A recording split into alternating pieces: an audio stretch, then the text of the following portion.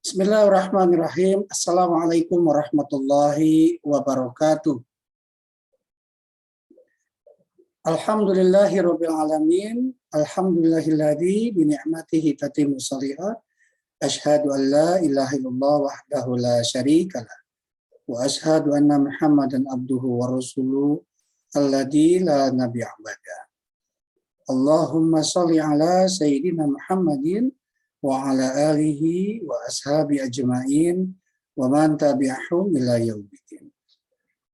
Segala puji hanyalah milik Allah. Semoga Allah mengkaruniakan ketika kita disampaikan di malam-malam yang terindah, di malam-malam ganjil, pada saat di bulan Ramadan. Dan semoga Allah melimpahkan kemampuan kepada kita agar senantiasa kita istiqomah dengan segala apa yang Allah perintahkan, Allah sampaikan melalui para nabi dan rasul berupa risalah, sehingga sampai pada diri kita, sehingga kita mengakui segala dengan keimanan kita. Salawat serta salam semoga tercurah kepada junjungan kita Nabi Allah akhir zaman, Nabi besar Muhammad Sallallahu Alaihi Wasallam, dan semoga terlimpah tercurah pula kepada keluarga, para sahabat, kerabatnya, para tabi'i wa tabi'un tabi'inya, dan mudah-mudahan syafaat itu sampai pula kepada kita, kepada anak-anak kita, keluarga kita, cucu kita, sampai kelak di akhir zaman, sehingga kita bisa berkumpul di surganya Allah dengan para nabi dan rasul. Ibu bapak yang dirahmati Allah Subhanahu wa taala, mari kita awali pertemuan kajian di malam-malam Lailatul Qadar ini dengan mengucapkan basmalah bersama-sama. Bismillahirrahmanirrahim. Untuk menambah keberkahan di malam ini, Bapak Ibu yang dirahmati Allah, silahkan dibuka mushaf Qur'annya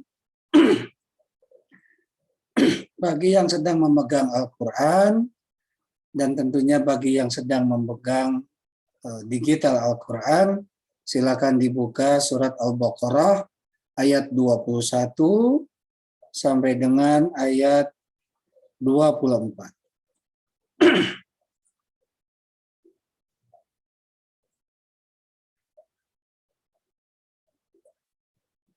A'udzu billahi minasy syaithanir rajim.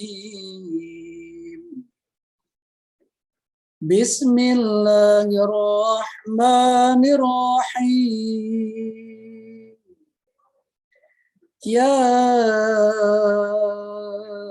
ayyuhan nasu u'budu rabbakumul ladzi khalaqakum alladzi ja'ala lakumul arda firasan was-samaa'a binaa والسماء بناء وأنزل من السماء ماء فأخرج به من الثمرات رزقا لكم فلا تجعلوا لله أندادا وأنتم تعلمون وإن كنتم في ريب مما نزلنا على عبدنا فأتوا بسورة من مثله وادعوا شهداءكم من دون الله إن كنتم صادقين وإن لم تفعلوا ولن تفعلوا فاتقوا النار التي وقودها الناس فاتقوا النار التي وقودها الناس والحجارة أعدت للكافرين صدق الله العظيم. Aku berlindung kepada Allah dari godaan setan yang terkutuk. dengan menyebut asma Allah yang Maha Pengasih lagi Maha Penyayang. Wahai manusia, sembahlah Tuhanmu yang telah menciptakan kamu dan orang-orang sebelum kamu agar kamu bertakwa. Dialah yang menjadikan bumi sebagai hamparan bagimu dan langit sebagai atap, dan dialah yang menurunkan air hujan dari langit. Lalu dia hasilkan dengan hujan itu buah-buahan sebagai rezeki untukmu. Karena itu janganlah kamu mengadakan tandingan-tandingan bagi Allah, padahal kamu mengetahui. Dan jika kamu meragukan Al-Quran yang kami turunkan kepadamu, Muhammad, maka buatlah satu surah semisal dengannya, dan ajaklah penolong-penolong selain Allah jika kamu orang yang benar. Jika kamu tidak mampu membuatnya, dan pasti tidak akan mampu, maka takutlah kamu akan api neraka yang bahan bakarnya manusia dan batu yang disediakan bagi orang-orang kafir. Maha benar Allah dengan segala firman-Nya.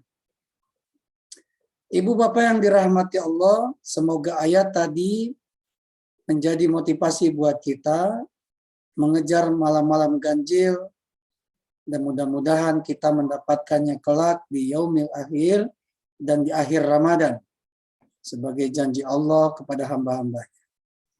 Ibu bapak yang dirahmati Allah, sebelum Ustadz Gun-Gun menyampaikan materinya tentang materi mengakhiri Ramadan dengan amalan terbaik, mari kita dengarkan sambutan sekaligus pembuka kajian di malam-malam ganjil ini yang akan disampaikan oleh Bapak Haji Rustam Sumarna selaku salah satu pimpinan dari Halifahtur dan selaku pemilik dari Bait Al-Hikmah Halifahtur. Semoga beliau sehat, berkah, dilimpahkan rezeki. Kepada Bapak Haji Rustam Sumarna kami persilakan. Bismillahirrahmanirrahim. Terima kasih Kang Mo. Assalamualaikum warahmatullahi wabarakatuh. Waalaikumsalam warahmatullahi wabarakatuh. Alhamdulillahirabbil alamin. Wassalatu wassalamu ala asrofil anbiya'i wal mursalin wa ala alihi wa sahbihi ajma'in amma ba'd. Rabbi shrah li sadri wa yassir li amri wahlul 'uqdatam min lisani yafqahu qawli. Yang saya hormati Pak Kukuh sebagai Ketua Alumni Haji Halifahtur 2015 dan teman-teman alumni Haji 2015 antara lain Ibu Yuli, Ibu Ande, dan mohon maaf tidak bisa saya sebutkan satu persatu yang sudah menginisiasi program rutin tahunan malam-malam Lailatul Qadar ini.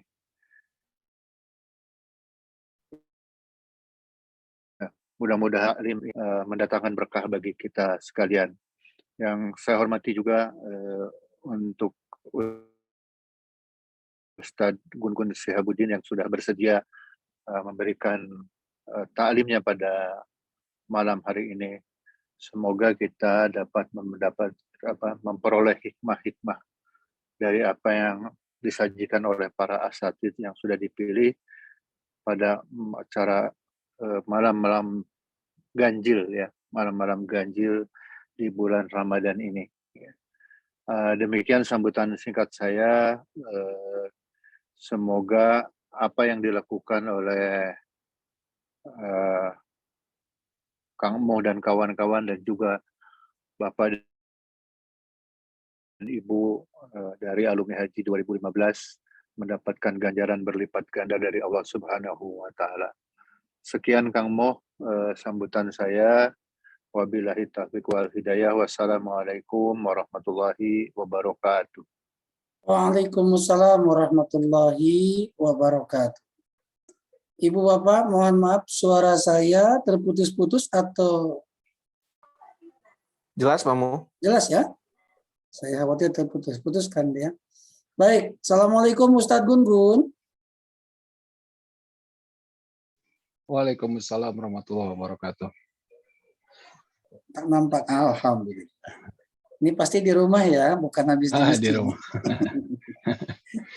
Baik Ustadz Gun-Gun, maka malam-malam ganjil ini mengambil tema mengakhiri Ramadan dengan amalan terbaik.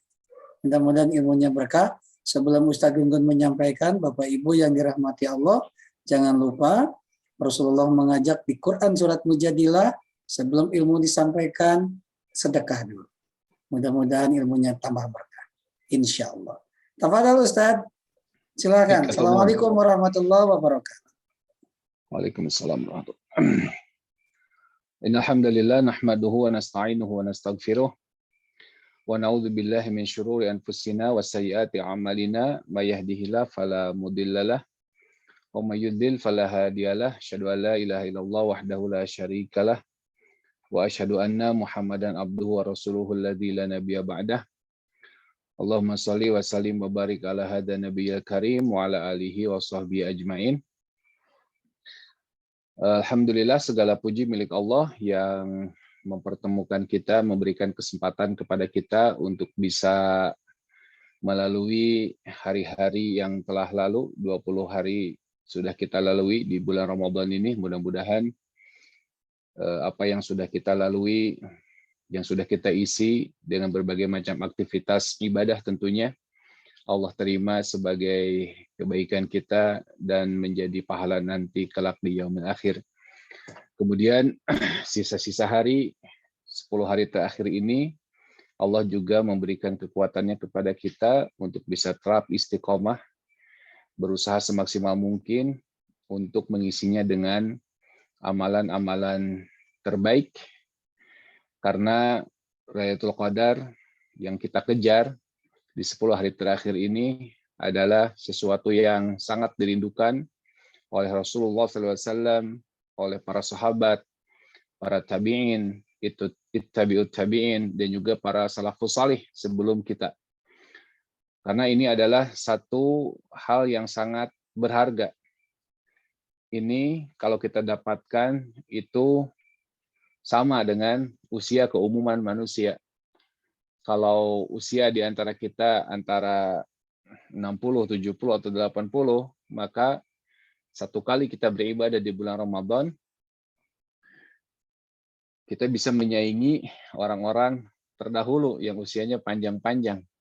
Jadi kalau kita sudah mendapatkan beberapa kali Ramadan, kemudian kita isi dengan kesungguhan, dengan keseriusan, maka orang-orang terdahulu, umat-umat terdahulu yang memiliki umur-umur yang panjang, itu bisa tersaingi oleh kita yang umurnya hanya sekitar 60-80 atau paling panjang 100 tahun.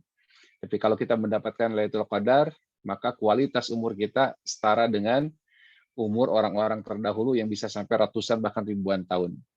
Oleh sebab itu, ikhwati iman azani Allah wa iyyakum ajma'in, sudah sepantasnya bagi kita memaksimalkan, memanfaatkan sisa-sisa hari di bulan Ramadan ini dengan amalan-amalan terbaik.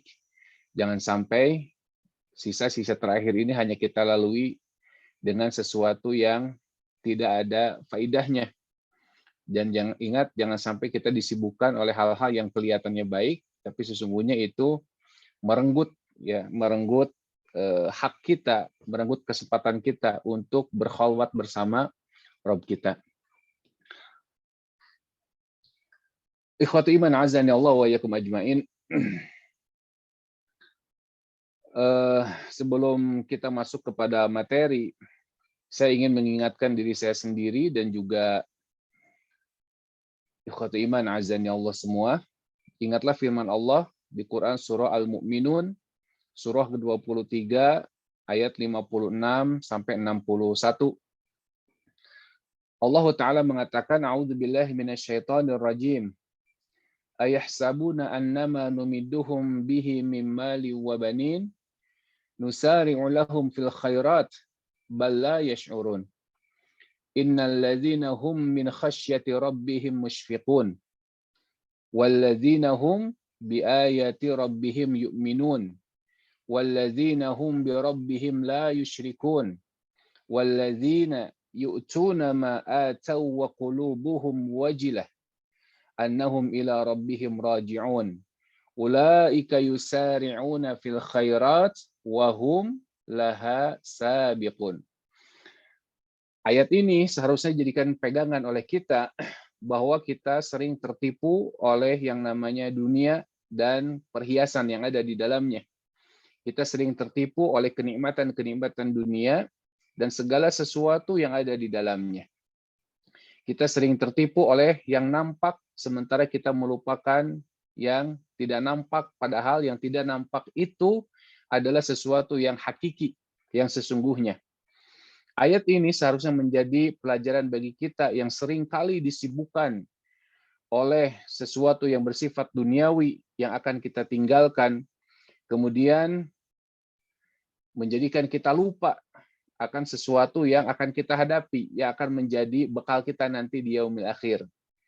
Kata Allah Ta'ala, ayahsabuna annama numiduhum mimmali wa banin nusari'u lahum fil khairat. Kata Allah, apakah mereka mengira bahwa kami memberikan harta dan anak-anak kepada mereka itu, kami segera memberikan kebaikan-kebaikan kepada mereka. Ikhwatu iman azani Allah wa iyyakum ajmain. Perhatikan di ayat ini, nusari'u lahum fil khairat, kata Allah. Nusari'u lahum fil khairat. Mal, ya, kemudian banin, harta dan anak, menurut ayat ini bukan ukuran kebaikan yang Allah berikan kepada seseorang. Diberikannya harta yang banyak, diberikannya keturunan yang banyak, itu bukan menjadi ukuran kebaikan seseorang. Bukan menjadi tanda Allah memberkahi seseorang, bukan. Bala yash'urun, kata Allah. Mereka itu tidak mengerti. Sesungguhnya orang-orang yang disegerakan kebaikannya, ulaika yusari'una fil khairat. Orang-orang yang disegerakan kebaikannya, pertama adalah innalladzina hum min khasyati rabbihim musfiqun. Yang pertama kata Allah, khasyati rabbihim musfiqun. Orang-orang yang takut kepada Allah. Orang-orang yang sangat berhati-hati karena takut dengan ancaman-ancaman Allah. Al-isti'dad liyaumir rahil, kalau menurut bahasa Ali bin Abi Thalib. Orang yang disegerakan kebaikannya adalah orang-orang yang membekali dirinya karena rasa takut akan kehidupan yang sangat sulit kelak nanti di yaumil akhir setelah kehidupan di dunia ini. Kalau Allah menganugerahi kita perasaan tersebut, kalau kita memiliki ketakutan yang luar biasa untuk menghadapi kehidupan setelah kehidupan di dunia ini, dimulai dari alam kubur, maka itu adalah salah satu tanda kebaikan yang Allah berikan kepada kita sebagaimana ayat ini. Innalladzina hum min khasyati rabbihim musyfiqun. Orang-orang yang karena takut azab Tuhannya, sehingga mereka berhati-hati dalam menempuh kehidupan di dunia ini. Mereka membekali dirinya dengan segala bekal yang bisa bermanfaat nanti setelah kematiannya. Kemudian ciri yang kedua, kata Allah Ta'ala, walladzina hum biayati rabbihim yu'minun. Dan mereka adalah orang-orang yang beriman dengan ayat-ayat Tuhan mereka. Baik ayat yang bersifat kauniyah ataupun ayat-ayat yang bersifat qauliyah, yakni Quranul Karim. Kemudian ciri yang ketiganya kata Allah, la yusyrikun. Orang-orang yang tidak menyekutukan Allah dengan sesuatu apapun. Artinya ikhwatu iman, sekaligus saya ingatkan, kita sering fokus kepada ibadah-ibadah yang bisa kita kerjakan di bulan Ramadan ini. Tapi ingat, pangkal dari segala ibadah tersebut adalah keikhlasan. Jangan sampai ibadah kita yang sudah kita kerjakan, capek, lelah, letih, tetapi tidak didasari kepada keikhlasan, maka itu akan menjadi sia-sia, lebar ikhwati iman.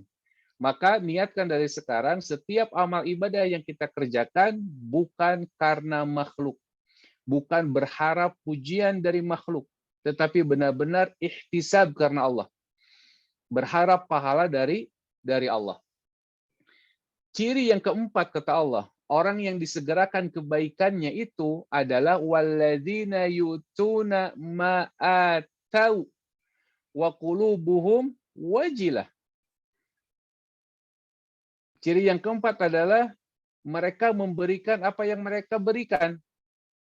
Ini yang keempat, mereka senantiasa membantu orang lain. Ramadan adalah bulan di mana Rasulullah SAW menjadi ajwadun nas, orang yang paling dermawan di antara manusia. Ramadan itu adalah kesempatan bagi kita untuk menjadi orang yang dermawan, bermetamorfosis yang menjadi orang yang dermawan. Kenapa? Karena ini kesempatannya. Dan banyak di antara saudara-saudara kita menggunakan kesempatan itu. Banyak di antara kita yang mengeluarkan zakat, misalkan ya menunggu Ramadan. Padahal kalau zakat kan tidak tergantung dengan Ramadan sebetulnya. Tetapi karena mereka tahu bahwa Ramadan adalah bulan yang sangat mulia, Nabi SAW menjadi orang yang paling dermawan, sehingga mereka menunggu momentum Ramadan ini untuk mengeluarkan harta mereka. Kemudian yang kelimanya, wa qulubuhum wajilah. Dengan hati yang penuh rasa takut, di sini kata para ulama adalah orang-orang yang khawatir amalnya tidak diterima. Ini adalah ciri kebaikan kata Ibnu Rajab Al-Hambali. Salah satu di antara ciri kebaikan seseorang itu adalah ketika orang itu memiliki rasa khawatir amalnya tidak diterima.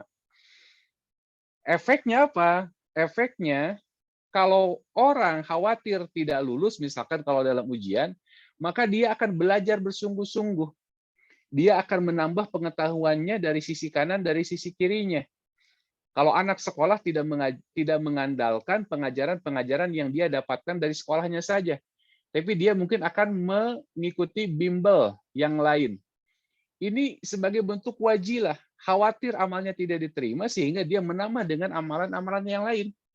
Maksud menambah dengan amalan yang lain bukan berarti bid'ah, bukan ya, tetapi dia makin memperkuat. Kalau wajib misalkan ditambah sunnah-sunnahnya, yang bisa dia lakukan maka dia tambah. Kenapa? Karena ada perasaan wajilah qulubuhum, hatinya khawatir amalnya tidak diterima. Sebagaimana Imam Ad-Dhahhak, beliau memiliki kebiasaan kata para sahabatnya, setiap habis asar beliau selalu menangis. Ditanyakan kepada beliau, apa yang menyebabkan engkau menangis? Kata beliau, karena saya tidak tahu, ya. Li'anna la adri min amalin yas'adu ila sama.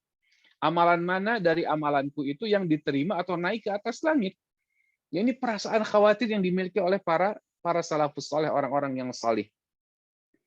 Kemudian ciri berikutnya, annahum ila rabbihim raji'un. Mereka punya keyakinan bahwa mereka akan kembali kepada Tuhannya, kepada Rabb-nya.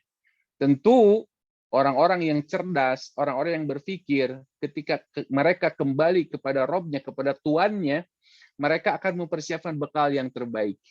Tidak hanya sekedar kembali, tetapi harus kembali dengan membanggakan. Betul, ya. Kata Allah, ulaika yusari'una fil khairat. Mereka itulah adalah orang-orang yang disegerakan kebaikannya.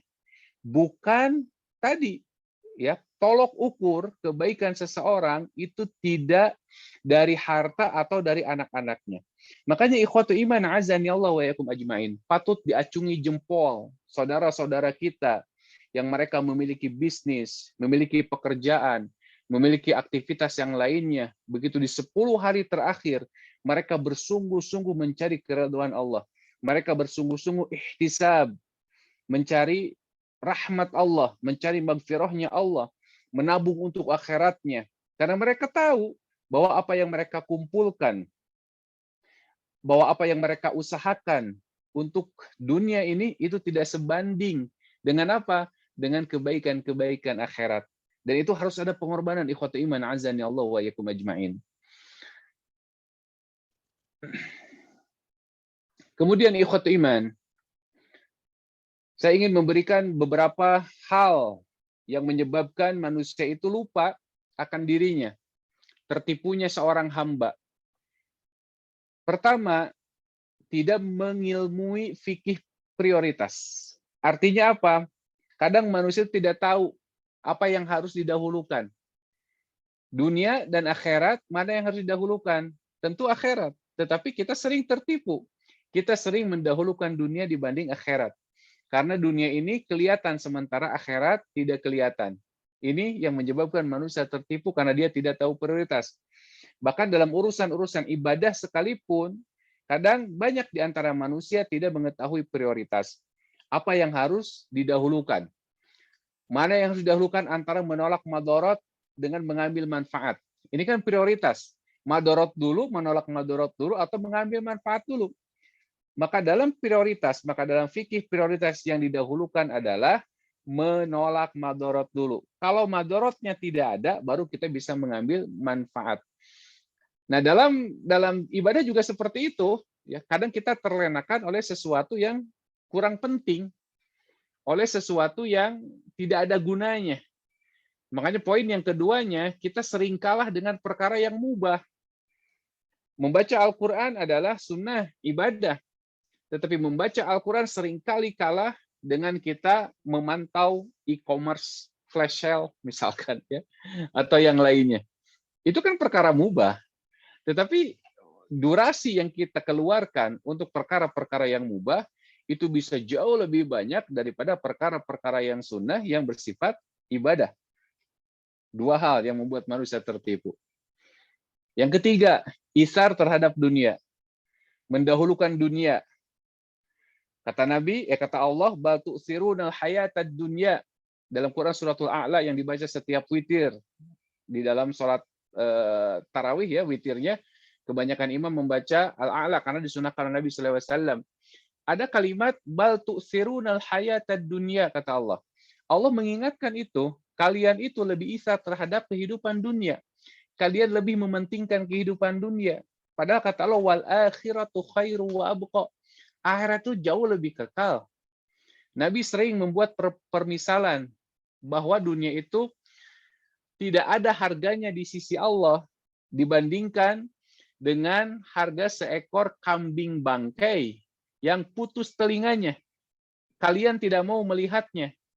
Kalau ada seekor kambing yang sudah menjadi bangkai, kemudian telinganya putus, siapa di antara kalian yang mau membelinya? Kata para sahabat, di antara kami tidak ada yang mau membelinya ya Rasulullah. Meskipun dengan harga 1 dirham, nggak ada yang mau, sudah jadi bangkai. Udah gitu si kambingnya cacat. Maka kata Nabi SAW, sungguh dunia itu tidak lebih berharga daripada seekor kambing itu di mata kalian, ikhwata iman. Dan ini banyak sekali, ikhwata iman. Nabi SAW mengingatkan tentang hakikat dunia ini. Tetapi pada kenyataannya, kita sering tertipu oleh hal ini. Kita sering tersibukkan oleh urusan-urusan dunia, sehingga durasi waktu itu lebih banyak digunakan untuk kehidupan dunia itu. Ini musibah, kata iman, ini musibah. Coba perhatikan para salafus saleh ketika masuk bulan Ramadan, banyak di antara mereka yang menutup toko-tokonya selama sebulan penuh. Nah, kalau kita karena kurangnya keyakinan, ya memang susah ya. Memang ya tidak bisa kita bandingkan, tetapi kita bisa mengambil pelajaran lah sedikit demi sedikit. Artinya jangan terlalu sibuk ya ketika Ramadan ini, apalagi 10 hari terakhir ini. Kita harus bisa memanfaatkan momentum yang terbaik ini. Tentu kalau kita seperti orang-orang terdahulu sulit rasanya. Tetapi setidaknya apa yang tidak bisa kita kerjakan semuanya, jangan tinggalkan semuanya. Kita harus menyisihkan kesempatan waktu untuk meraih malam yang terbaik itu, malam Lailatul Qadar. Nah, kemudian yang keempatnya, manusia kurang beramal karena dia tertipu, gagal paham tentang sunnah. Menganggap bahwa sunnah itu nggak apa-apa kalau ditinggalkan. Benar, secara hukum benar. Sunnah itu tidak apa-apa kalau ditinggalkan. Tapi siapa kita? Sudah berapa banyak bekal kita? Bukankah orang-orang terdahulu itu adalah generasi terbaik sebelum kita? Kata Nabi SAW, sebaik-baik kurun, sebaik-baik masa adalah zamanku, kurunku. Kemudian itu setelahnya, makin ke sini makin jelek. Nah, kita generasi keberapa? Orang-orang terdahulu ketika mereka tahu sunnah, mereka mengerjakannya.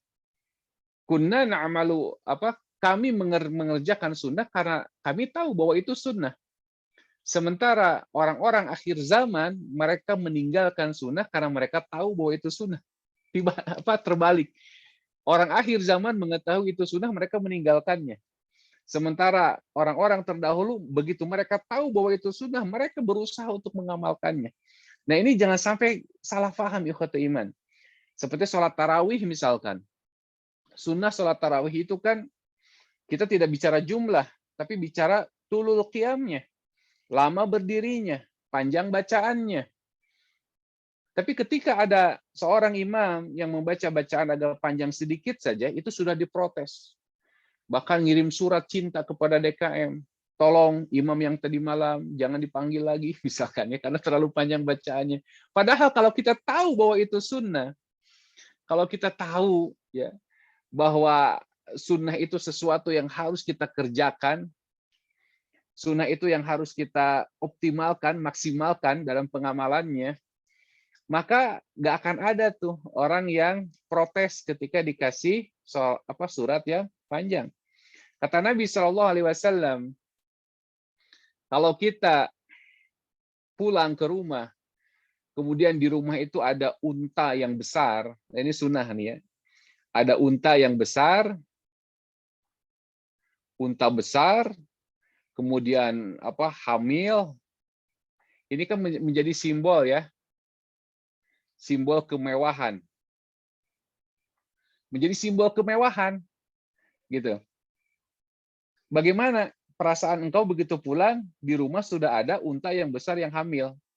Kalau di dunia otomotif mungkin Velfire lah ya, gitu ya, Alphard gede gitu kan. Tentu kami senang kata para sahabat. Kata Nabi SAW, sungguh 3 ayat yang engkau baca di dalam sholat itu setara atau lebih baik kata Nabi daripada tadi unta yang besar 3 ekor itu gitu. Jadi satu ayatnya diibaratkan 1 ekor unta. Nah, bayangkan kalau kita menyimak, mendengarkan bacaan imam, tentu kita pun mendapatkan pahalanya. Nah, kalau kita tahu nih prioritas seperti ini, tentu kita akan sabar ya mengamalkan sunnah. Tapi karena kita tidak tahu tadi yang tadi itu, karena kita gagal paham memahami sunnah, sehingga sholat tarawih kita maunya yang pendek-pendek ya.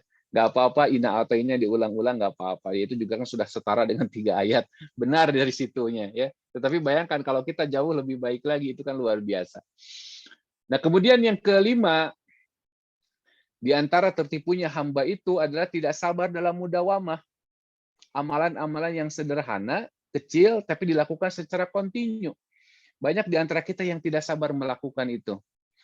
Buktinya apa? Di bulan Ramadan, banyak orang yang khatam Quran, tapi setelah Ramadan, mereka lupa lagi membaca Al-Quran, mereka tutup Quran, kemudian baru ketemu lagi setahun berikutnya pas Ramadan. Ini kan musibah juga, kata iman. Padahal, yang namanya mudawamah itu adalah kalau kita punya waktu yang kita sisihkan, meskipun hanya untuk 1 lembar dari Al-Quran, itu dijalani secara rutin, terus-menerus, maka itu bisa menjadi amalan yang terbaik. Makanya jangan tergesa-gesa meninggalkan satu amalan sehingga kita tidak sabar merutinkannya. Padahal kata Nabi SAW, sesungguhnya amalan yang terbaik itu, amalan yang paling Allah cintai adalah yang dawam meskipun sedikit. Nah, yang terakhir yang menjadikan manusia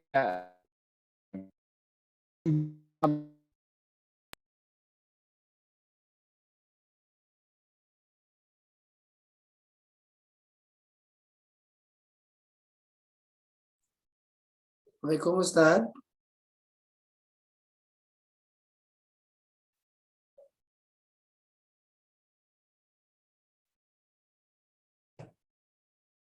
Ustaz, Assalamualaikum.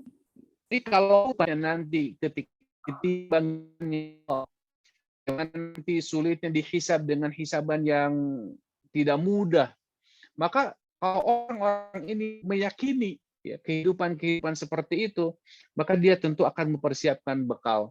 Maka dia akan butuh dengan pahala yang Allah janjikan. Tapi kalau orang tidak yakin, maka dia akan mencukupkan diri dengan perkara-perkara yang ya secukupnya saja, sewajarnya saja. Seolah-olah dia akan langsung selamat, seolah-olah dia akan langsung bisa loncat ke surga. Padahal ada beberapa tahapan lagi. Kita di dunia ini baru tahapan yang kedua setelah alam rahim. Yang sebelumnya memang ada zaman ajali. Tapi perjalanan kita setelah kematian itu masih panjang.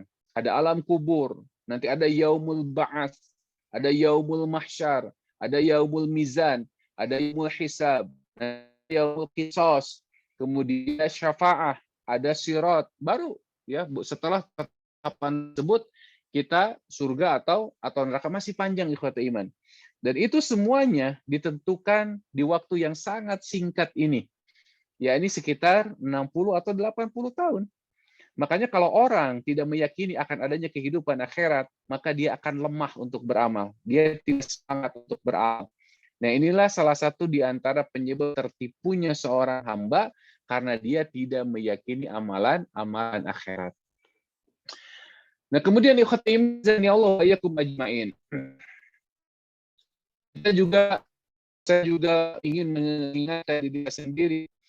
Coba renungkan Quran surah Al-Insan ayat 27.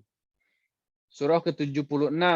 Kata Allah, "Inna haula'i yuhibbunal ajilah wa yazaruna wara'ahum yauman tsaqila."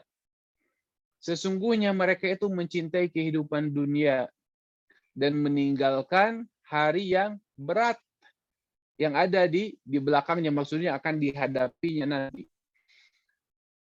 Sebelum ayat ini, Allah Ta'ala menyuruh kita untuk wazkuris marabbika bukrata wa asila. Perbanyaklah zikir ataupun di waktu petang. Ustaz, Assalamualaikum. Assalamualaikum Ustaz. Jaringannya Pak, kayaknya. Ustaz, kayaknya sinyalnya putus ya. Iya. Tidak sampai putus sih, cuma mungkin Gila ya, Pak Haji? jaringannya Pak Gun-Gun itu Pak Ustadz jelek. Tes. Udah masuk lagi? Sudah Pak, monggo. Ustaz. Tadi sampai mana tadi? Tadi sampai kepotong Ustaz, suaranya nggak muncul. Dari mana tuh tadi tuh? Surat apa tadi? Yang tadi? Al-Insan. Ya, Alisan itu. Ustaz. Masih Al-Insan ya? Oke. Ya, Ya, kita lanjut. Ya. Nah, sebelum ayat ini ya, Allah Ta'ala mengatakan wazkuris marabbika bukrata wa asila. Wazkuris marabbika bukrata wa asila, dan ingatlah Allah di waktu pagi dan di waktu petang. Artinya dianjurkan bagi kita untuk berzikir di waktu pagi dan di waktu petang. Kemudian wa minal laili fasjud lahu wasabihu lailam tawila. Dan sisihkan di waktu malam untuk sholat, gitu kan? Untuk sholat malam. Tapi semua itu kadang kita tinggalkan. Kenapa? Zikir pagi petang karena kita terlalu sibuk. Berangkat pagi, pulang petang. Nggak ada waktu. Ya kan? Itu semuanya untuk urusan dunia kita. Kemudian waktu malam karena kita sudah kelelahan, boro-boro bisa bangun. Nah, makanya kata Allah di sambungan ayatnya, innaha ulai yuhibbunal ajilah. Sesungguhnya mereka itu terlalu mencintai dunia. Orang suka bumi, ya, orang suka bumi. Suka bumi itu kan suka bumi artinya hubud dunia. Orang hubud dunia, yuhibbunal ajilah. Dunia ya disifati oleh Allah ajilah. Ajilah itu sangat sebentar, sangat cepat. Ajal, ya, ajal itu sangat cepat. Rusuh. Nah, Allah menyebut dunia dengan kata ajilah. Manusia, kata Allah, yuhibbunal ajilah. Padahal Allah sudah memerintahkan untuk banyak berzikir di pagi, di waktu sore. Kemudian di waktu malam, sisihkan waktu untuk sholat malam. tetapi karena kecintaannya terhadap dunia, waktunya dihabiskan, disibukkan untuk mengurusi urusan-urusan dunia tersebut, sehingga tidak ada waktu untuk urusan-urusan akhirat. Kata Allah, wa yazaruna wara'ahum yauman tsaqila. Mereka meninggalkan hari yang sangat berat, hari akhirat yang ada di hadapannya.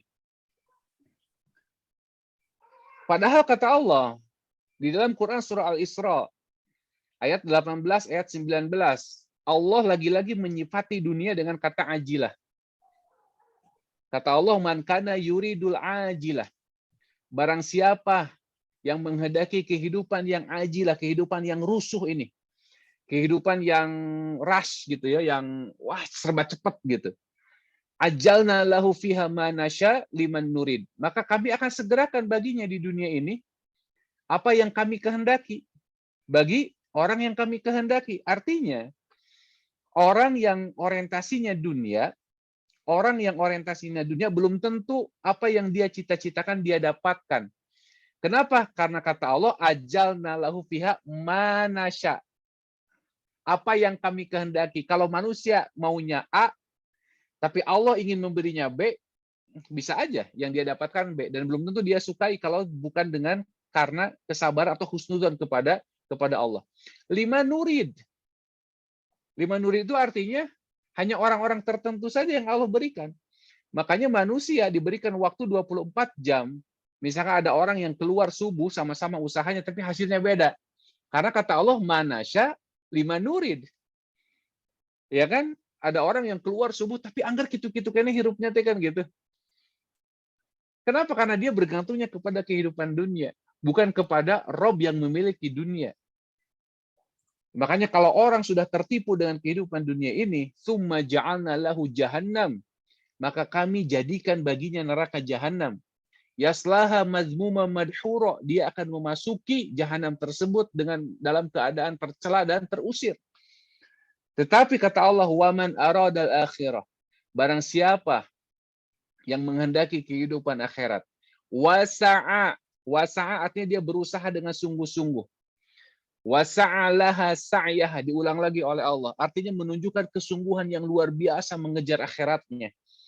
Tentu ini karena keimanan, adanya keimanan di dalam hati, adanya keyakinan bahwa ada kehidupan setelah dunia ini yang jauh lebih kekal, yang kekal, yang abadi, bukan jauh lebih kekal ya, yang kekal dan abadi. Sementara dunia ini fana, hanya sebentar. Wa huwa mu'min, dan dia beriman, faulaika kana sa'yuhum mashkura, maka mereka itulah orang-orang yang usahanya dibalas dengan baik. Jadi kalau orientasinya akhirat, maka semua mendapatkan kesempatan yang sama. Sementara kalau orang yang orientasinya dunia, belum tentu mereka dapatkan. Dan hanya orang-orang tertentu saja yang Allah kehendaki. Makanya jangan sampai kita tertipu dengan kehidupan yang sementara ini, kemudian Allah menyediakan hari-hari terbaik di akhir Ramadan ini, kemudian kita lalui begitu saja. Tidak ada keinginan untuk mengisinya. Aduh, sayang banget. Belum tentu Ramadan tahun depan kita bisa menghadapinya kembali. Tahun depan belum tentu umur kita masih ada. Makanya sebagian ulama mengatakan kunu robbaniyun. Jadilah kalian hamba-hamba robbani. Wala takunu ramadhaniyun, dan jangan kalian menjadi hamba Ramadan. Artinya apa? Kalau ini tentu level yang tinggi ya. Untuk orang-orang awam ya sudah beruntung gitu kan, bisa beribadah di bulan Ramadan. Tetapi untuk orang-orang yang level tinggi jangan menjadi hamba Ramadan. Kenapa? Karena Ramadan itu kalau kita yang meninggalkannya, Ramadan yang akan meninggalkan kita. Artinya jangan sampai kita ibadah hanya untuk Ramadan saja. Tapi ini lebih kalau orang yang beribadah di bulan Ramadan saja ini juga jauh lebih untung. Artinya dia masih meyakini bahwa Ramadan bulan terbaik. Masih meyakini Ramadan bulan terbaik. Tetap kita harus bisa memaksimalkan kesempatan ini. Karena boleh jadi tadi Ramadan belum tentu menghampiri kita kembali. Atau kita yang mendahului meninggalkan Ramadan. Waktu Ramadan ini adalah waktu yang sangat luar biasa, yang di dalamnya bisa mengalahkan orang yang mati syahid.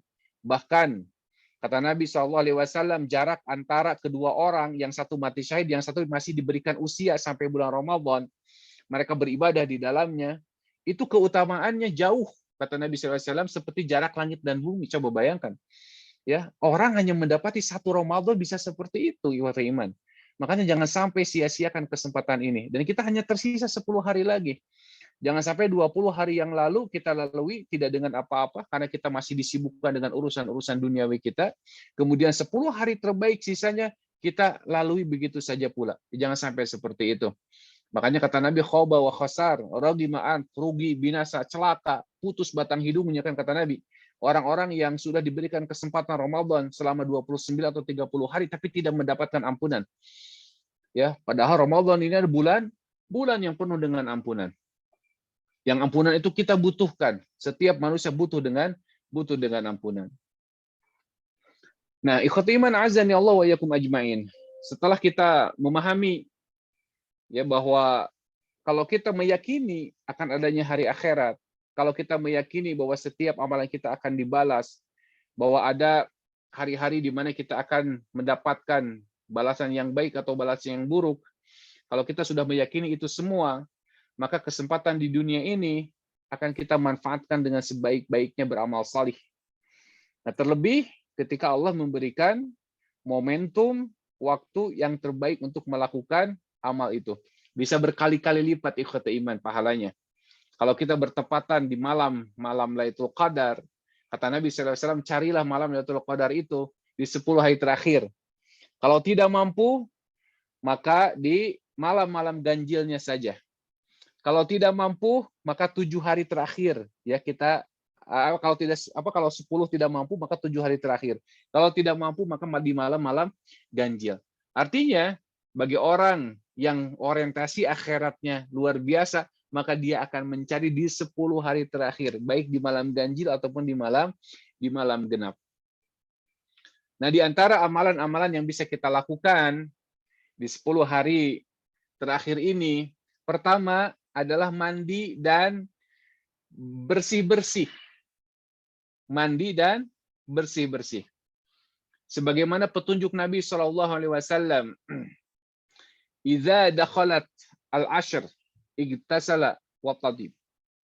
Nah, ini kata Nabi SAW, apabila Rasulullah SAW masuk 10 hari terakhir di bulan Ramadan, maka beliau mandi dan bersih-bersih, ya, mewangikan diri. Sebagaimana diriwayatkan oleh Siti Aisyah dari Hudzaifah ibnu Yaman, bahwasanya Rasulullah SAW yagtasilu bainal asya'ain. Ya, mandinya itu di antara maghrib dan isya. Ini sunnah ini.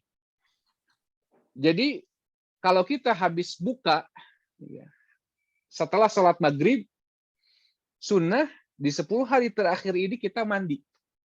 Sebagaimana hadis Aisyah ini. Gitu. Dan ini dilakukan juga oleh sebagian para sahabat, tabi'in, dan kebanyakan manusia yang mengetahui hal ini. Jadi ini sunnah nih. Jadi mandinya itu antara maghrib dan isya. Kenapa? Karena untuk menyegarkan diri. Karena sunnah di 10 hari terakhir itu malamnya dihidupkan. Ya, seperti kita saat ini nih. Kita insya Allah sampai jam 11-an ya jadwalnya, bisa kurang, bisa lebih. Nah, setelah itu ada di antara teman-teman yang mungkin nanti langsung lanjut tilawah. Kemudian setelah tilawah dia baca Quran, baca Quran, sholat malam, ya. Kemudian zikir dan seterusnya. Pokoknya semalaman tersebut dihidupkan malamnya. Jadi yang namanya i'tikaf, dia berkhalwat dengan Allah, menikmati jamuan dari Allah, tilawahnya, sholatnya. Kalau dia sudah lelah tilawah, dia sholat mutlak beberapa rakaat silahkan. Ya, kalau di masjid nanti disediakan sholat malam lagi bareng-bareng, itu juga silahkan. Ya, yang jelas di malam tersebut dihidupkan. Kata Nabi SAW, malamnya dihidupkan. Ahya al-lail. Bukan pindah tidur. Jadi orang yang itikaf itu bukan pindah tidur. Di sebagian masjid, ya mungkin di masjid saya juga sama di sini ya, banyak orang-orang yang bekal kasur. Dan kasurnya kasur yang proper gitu ya. Kasur yang gede, yang memang untuk tidur. Nah, padahal kan nggak perlu sebetulnya, Mas. Kenapa? Karena tidur itu cukup buat ngelenyap saja. Yang ngelenyap teh, ya kalau memang sudah lelah, nggak terlarang tidur, nggak terlarang. Cuman niatnya bukan untuk pindah tidur, Nah, kekeliruan di kita bahwa itikaf itu pindah tidur. Padahal yang namanya itikaf, dia menghidupkan malamnya di masjid. Kenapa? Karena masjid adalah salah satu tempat untuk dia bisa berkholwat dengan Allah, khusyuk ibadah dengan Allah. Dan jangan pula ya di masjid itu menjadi tempat pindah kongkow-kongkow. Ya, jadi jangan sampai malamnya itu malah dipakai ngobrol, ya, dipakai ngegosip, jangan, ya. Kalau misalkan seperti itu, kita hindari, ya, kita sendirian saja. Kita sendirian ngisi, ya, jangan sampai kita berkumpul. Kenapa? Karena itikaf adalah kita memutuskan hubungan untuk sementara waktu dengan manusia. Itu yang namanya itikaf. Ya, bukan malah pindah kemudian kita ngobrol terus semalaman terbuang sia-sia, ya, bukan seperti itu. Yang namanya itikaf kita mengkhususkan diri dengan Allah, dengan ibadah. Nah, salah satu caranya biar hal itu tercapai, maka Nabi SAW mengajarkan kepada kita untuk mandi setelah maghrib sebelum Isya. Itu yang pertama. Ya, jadi ini amalan yang dianggap sebagai amalan mubah tapi menjadi sunnah ketika kita lakukan. Yang kedua, bersungguh-sungguh dalam menjalankan ketaatan kepada Allah Azza wa Jalla. Jadi 10 hari terakhir ini kita benar-benar kita harus sungguh-sungguh. Makanya kenapa ada i'tikaf?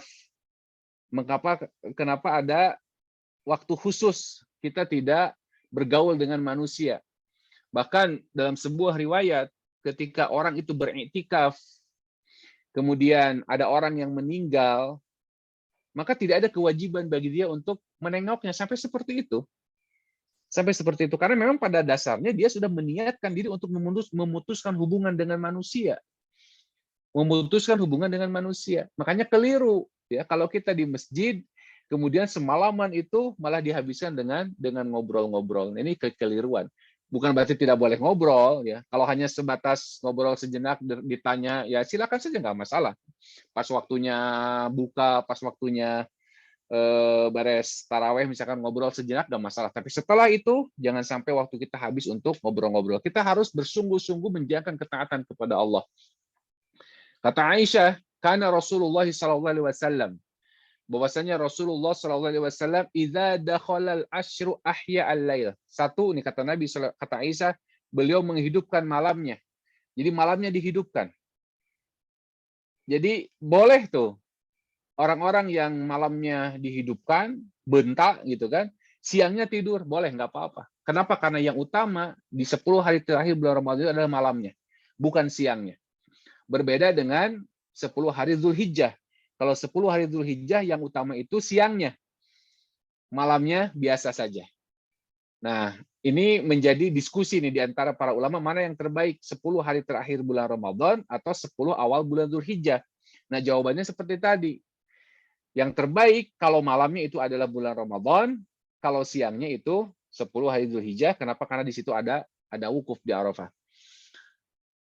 Nah, Nabi SAW selama 10 hari terakhir bulan Ramadan itu ahya al-lail, menghidupkan malamnya. Ingat, menghidupkan malamnya ini harus menjadi pegangan kita. Jadi bagi teman-teman yang berniat iktikaf, termasuk di rumah, ya, orang yang berada di rumah itu tidak menutup kemungkinan untuk menjalankan aktivitas ini. Ibu-ibu misalkan, kalau tidak ada urus kenendei gitu kan, maka dia boleh melakukan aktivitas ini. Setelah maghrib dia mandi, kemudian dia berniat, ya. Bahkan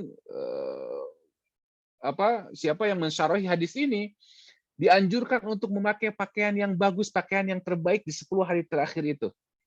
Diambil dari kalimat ini nih, ya. Memperbaiki diri, membuat dirinya wangi, memakai pakaian yang terbaik. Kalau ibu-ibu, pakailah mukena yang terbaik, ya. Jangan memakai mukena yang sudah 3 bulan belum dicuci, ya. Masuk 10 hari terakhir teh. Persiapkan mukena yang terbaik, sejadah yang terbaik.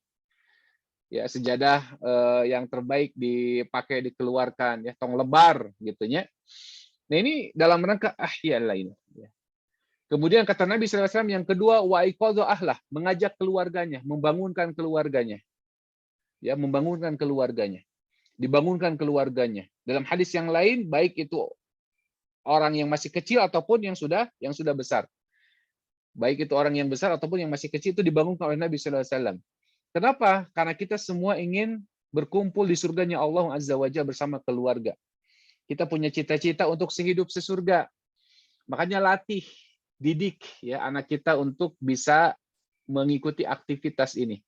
Ramaikan ya malam-malam 10 hari terakhir ini dengan ibadah. Jadi reang dengan baca Quran enggak masalah insyaallah ya.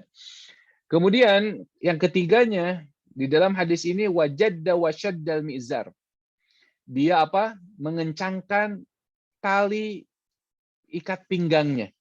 Ini beberapa makna. Pertama, biar ibadahnya makin kuat. Di sisi lain, ada yang memaknai dia tidak menggauli istrinya selama 10 hari terakhir ini. Sebagaimana dalam ayat 187,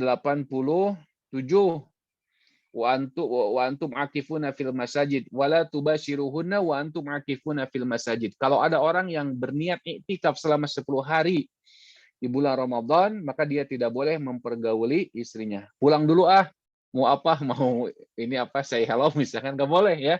Kalau niat iktikafnya 10 hari. Jadi bersungguh-sungguh ya menjalankan ketaatan kepada Allah dengan cara menghidupkan malam, dibersamai keluarganya, membersamai keluarganya. Artinya biar tambah semangat kan, kita lihat anak kita lihat saudara kita ya. Kita tanya, "Dek, udah berapa juz nih?" Ya, kita tanya itu kan nambah semangat. Jadi insya Allah ini indah nih ya kalau kita mengerjakan ketaatan ini secara bersama-sama. Sedih ya kalau kita sendirian sementara saudara kita kerek misalkan di mana ya. Kita juga mungkin akan kurang semangat. Begitu pula kalau kita masuk surga. Ya, kalau kita mendapatkan ya ibaratnya kalau kita mendapatkan voucher kamar presiden suite ya misalkan, tapi hanya sendirian. Keluarga kita di bawah. Kan tidak nyaman juga. Kita ingin mengajak keluarga kita ke atas. Kita ingin berkumpul bersama-sama. Sebagaimana janji Allah, wa yanqalibu ila ahlihi masrura. Mereka dikembalikan kepada keluarganya dengan penuh kebahagiaan. Dalam Quran surah Tur, walladzina amanu wattaba'atuhum dzurriyyatuhum biiman, alhaqna bihim dzurriyyatahum wa ma alatnahum min amalihim min syai'. Ya kan orang-orang yang beriman, keturunan yang beriman, maka Allah akan pertemukan kembali. Ya, tetapi tadi harus punya orientasi yang sama. Ya, berusaha untuk sehidup sesurga yang diajarkan oleh Nabi Shallallahu Alaihi Wasallam. Mereka bersungguh-sungguh ya sekeluarga untuk menghidupkan malam-malam di 10 hari terakhir bulan Ramadan ini. Kemudian ikhwati iman azani Allah wa yakum ajmain. Yang ketiga, di antara amalan yang bisa kita kerjakan al-iktsar minas shalah fi layalil ashr al-awakhir min Ramadan. Memperbanyak salat. Ini menunjukkan bahwa sholat di bulan Ramadan itu tidak hanya terbatas kepada jumlah. Baik yang mengatakan jumlahnya 11 ataupun 23, tidak. Tidak terbatas pada itu, tidak terikat dengan jumlah itu. Bebas silahkan. Bahkan kan diriwayatkan Imam Malik pernah melakukan sholatnya sampai 40 rakaat.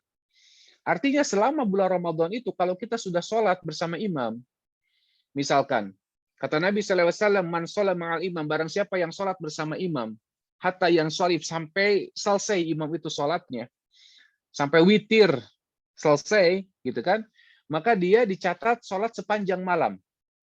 Nah, kalau orang tahu tentang keutamaan sunnah memperbanyak sholat, dia tidak akan mencukupkan diri dengan, tadi saya sudah sholat bersama imam. Dia bisa menambahnya lagi. Sholat mutlak. Sholat mutlak ini kan bukan sholat yang terikat dengan waktu. Artinya dia bisa menambah beberapa rakaat semau dia. Terus sholat 2 rakaat, terus sholat 2 rakaat, tanpa dibatasi dengan jumlah. Semampunya saja. Kalau dia hanya mampu 2 rakaat, ya silakan 2 rakaat. Tetapi sholat yang terbaik itu adalah tulul qiyam, lama berdirinya. Bahkan saking menikmatinya, Utsman bin Affan, beliau pernah sholat menghabiskan 1 Quran dalam 1 rakaat. Coba.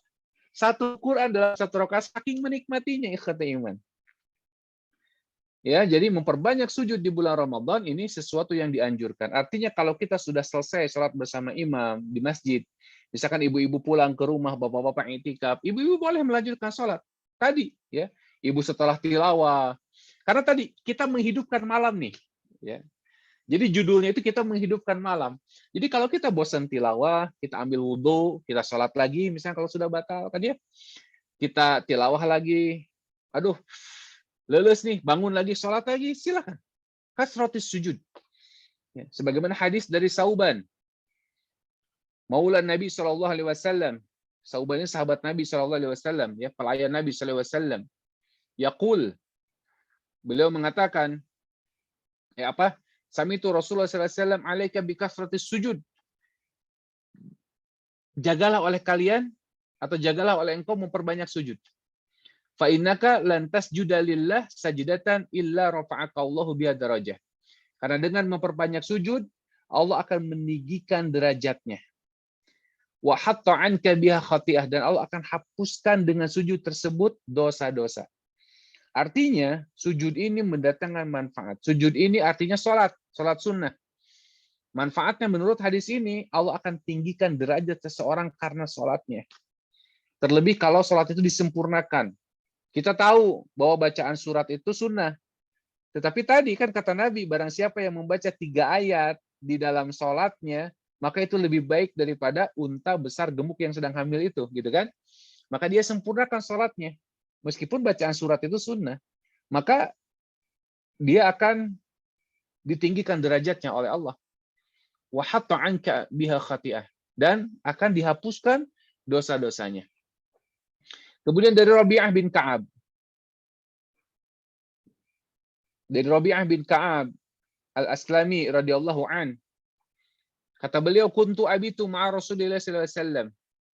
Saya pernah bermalam bersama Nabi sallallahu alaihi wasallam. Fa'ataituhu biwudu'ih wa hajatih.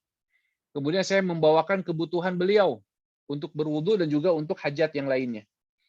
Kemudian karena baiknya Rabi'ah bin Ka'ab ini ditanya oleh Nabi SAW, kamu mau apa? Gitu kan? Kamu punya keinginan dari saya, kata Nabi. Kata Rabi'ah, as'aluka murafaqataka fil jannah. Aku hanya ingin menemanimu di surga. Luar biasa ini permintaan sahabat. Luar biasa permintaan sahabat. Lihat bagaimana sahabat itu kalau ditawari oleh Nabi SAW yang menjadi orientasinya bukan dunia. Kalau saya dekat dengan presiden, misalkan dekat dengan penguasa, kemudian ditawari, kamu mau apa? Pasti mintanya urusan-urusan dunia, ya kan? Tapi lihat bagaimana sahabat Nabi. Nabi mampu memberikan apa yang diinginkan oleh sahabatnya tadi. Apapun yang diinginkan pasti Nabi mampu. Tetapi orientasi sahabat akhirat, lihat bagaimana orang-orang yang sudah tersibgoh hatinya dengan pendidikan Nabi yang menunjukkan bahwa kehidupan yang sebenarnya itu kehidupan akhirat.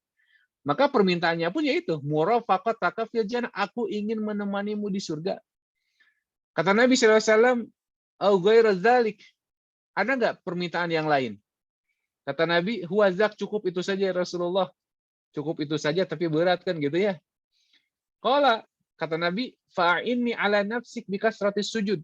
Maka bantulah aku untuk mewujudkan cita-citamu itu dengan banyak bersujud. Lihat, banyak bersujud ini adalah salah satu cara supaya kita bisa menemani Rasulullah SAW di surga. Pertanyaannya, cinta tidak kita kepada Nabi? Rindu tidak kita kepada Nabi?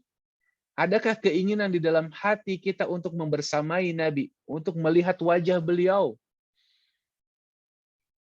Orang-orang yang memiliki keinginan, orang-orang yang memiliki kerinduan berjumpa dengannya, pasti akan berusaha menempuh cara, berbagai macam cara yang bisa dia lakukan, yang dengan cara itu dijanjikan dia bisa membersamai Nabi SAW. Nah, ini salah satu caranya apa? Memperbanyak sujud, ikhwatul iman. Sok silahkan. Kalau kita masih punya waktu, kalau kita masih belum lelah, ya berusaha sebaik mungkin. Malamnya kita hidupkan dengan memperbanyak sujud. Salat mutlak adalah salat yang tidak terikat. Silakan 2 rakaat, 2 rakaat, 2 rakaat, silakan. Ya. Kalau perlu pegang mushaf. Baca Al-Qur'an dari mushaf. Walaupun itu bukan sesuatu yang afdal, tapi mafdul. Mafdul artinya kurang afdal. Tapi dibolehkan insya Allah. Dibolehkan. Nah, ini usaha kita menghidupkan malam-malam di 10 hari terakhir. Berkata Imam An-Nawawi di dalam syarah hadis ini, fihil hasu ala kasratis sujud wa targhib wal muradu bihi sujud fis shalah. Maksudnya apa? Kata Imam An-Nawawi adalah kita kalau kita punya harapan, kalau kita punya keinginan targhib, maka harapan tersebut wujudkan dengan banyak bersujud di dalam sholat. Nah, ini kesempatan kita ikhwatul iman. Makanya nikmati setiap episode, ya, setiap perjalanan kita di malam-malam terakhir ini. Ya, syukur-syukur kalau kita memiliki kalau istri memiliki suami yang bisa ngimamin, ya. Kalau tidak di masjid, ya, bisa membersamai. Ya, ini luar biasa, ya, luar biasa. Itu bisa menjadi motivasi, insya Allah, ya. Itu yang ketiga. Kemudian yang keempat, khatmul Quran, mengkhatamkan Al-Quran. Saya juga suka malu sendiri ini, ya. Saya juga malu sendiri. Saya punya target, ya, beberapa kali khatam di bulan Ramadan, ya, tapi ternyata aduh ini targetnya masih jauh, ya. Gak apa-apa, yang penting kita punya target dulu, yang penting kita punya cita-cita dulu. Nah, di 10 hari terakhir ini kita harus punya target untuk ngebut, ya. Kalau di hari-hari biasa, karena tadi mengapa kita butuh liburan gitu, ya, di 10 hari terakhir ini. Biar lebih banyak waktu untuk memaksimalkan ibadah kita. Ya, salah satunya adalah mengkhatamkan Al-Qur'an. Dikatakan di sini sebagian dari para salaf ijtihad, ya, fi khatmil Quran, mereka bersungguh-sungguh mengkhatamkan Al-Qur'an di 10 hari terakhir bulan Ramadan. Imam Qatadah rahimahullah, biasanya mereka mengkhatamkan Al-Qur'an di setiap di 7 malam, setiap 7 malam gitu. Jadi dalam 7 malam khatam 1 kali, ya. Imam Qatadah tuh. Fa iza dakhala Ramadan, khatama fi kulli salah. Kalau masuk di bulan Ramadan, itu 3 kali khatamnya, ya. Jadi di bulan-bulan biasa seminggu sekali. Tapi kalau masuk Ramadan 3 hari sekali.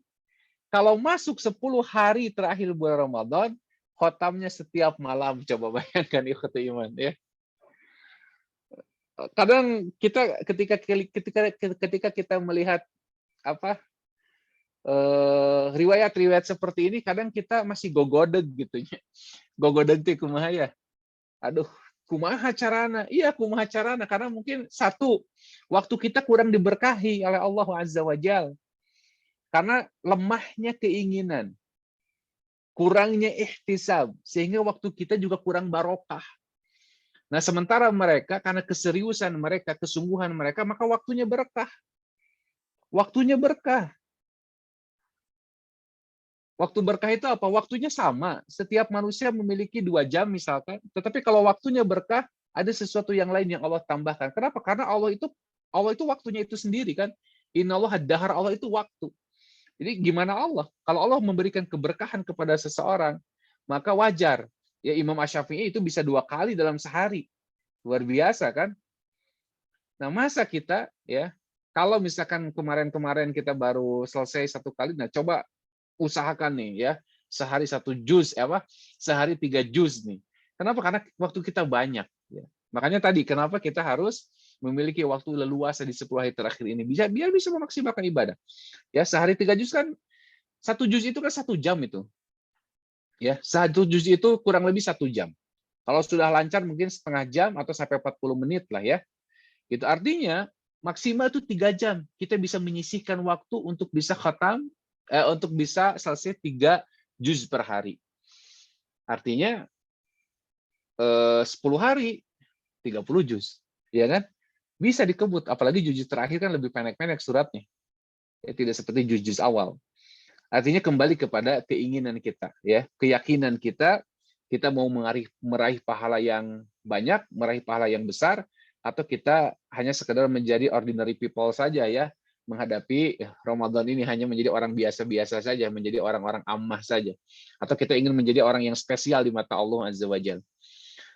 Kata Allah, innalillahi ahlina minan nas, sesungguhnya Allah itu memiliki keluarga dari kalangan manusia. Kata para sahabat, manhum ya Rasulullah, siapa ya Rasulullah? Kata Nabi SAW, hum ahlul Quran. Mereka adalah ahlul Quran wa khasatu. Mereka itu adalah keluarga khususnya Allah. Masa kita tidak mau diaku menjadi keluarganya Allah? Ya, di 10 hari terakhir ini kita maksimalkan. Perbanyak baca Al-Quran. Ya, perbanyak baca Al-Quran. Dan sebaik-baik baca Al-Quran itu memang di malam hari. Sebagaimana hadis yang mengatakan, Kata Nabi, "As-siyam wal Qur'an yashfa'ani yaumal qiyamah." Saum dan Quran itu akan memberi syafaat pada hari kiamat. Yaqulus saum, ya. Saum akan berkata, mana tuh ta'am wasyarab bin nahar. Mereka menahan lapar, mereka menahan makan, menahan minum di siang hari karena aku, maka izinkan aku memberikan syafaat padanya. Dan Al-Quran berkata, mereka menahan tidur di malam hari karena membacaku. Nah, ini keutamaan membaca Al-Quran di malam hari.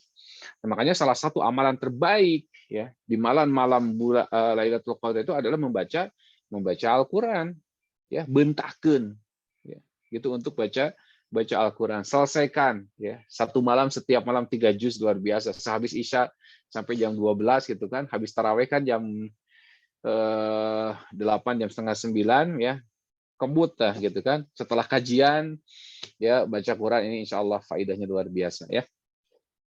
Nah, juga hadis dari Ibnu Abbas bahwasanya Nabi SAW itu orang yang paling dermawan, ya, orang yang paling dermawan di antara manusia dalam kebaikan. Dan kedermawanan beliau itu jauh lebih lagi ketika masuk bulan Ramadan. Kenapa? Karena Jibril senantiasa mendatanginya di setiap malam di bulan Ramadan, di setiap malam. Ya, hatta yansalikha, sampai Nabi itu terbaring. Untuk apa? Untuk memperdengarkan bacaan Al-Qur'annya. Jadi murojaah Rasulullah SAW kepada Jibril itu setiap malam di bulan Ramadan. Jadi jangan sampai ya malam-malam itu kita habiskan untuk sesuatu yang tidak ada faedahnya sama sekali. Ya pokoknya haramkan televisi ya ketika malam Ramadan itu ya. Haramkan televisi, jangan sampai nonton-nonton gitu ya. Gitu. Fokus ya kepada urusan-urusan ibadah. Itu yang keempat ya. Kemudian yang kelima, masih ada 100 lagi ya kamu ya.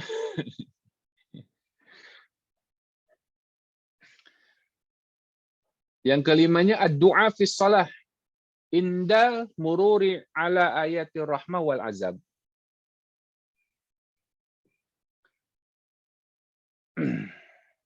Berdoa di dalam salat. Ya, berdoa di dalam salat ketika melalui ayat-ayat rahmat dan juga ayat-ayat azab. Artinya apa? Kalau ibu-ibu, bapak-bapak ya salat sendirian misalkan, kemudian pegang Quran, nah ini makanya pentingnya kita memahami ayat. Tapi kalau kita hafal ayat-ayat yang familiar ya di telinga, tentu kita bisa memahaminya. Artinya sunnah ketika kita berdoa sejenak, ya ketika kita membaca ayat-ayat rahmat, membaca ayat-ayat azab. Cuman kalau ngimamin itu agak sulit.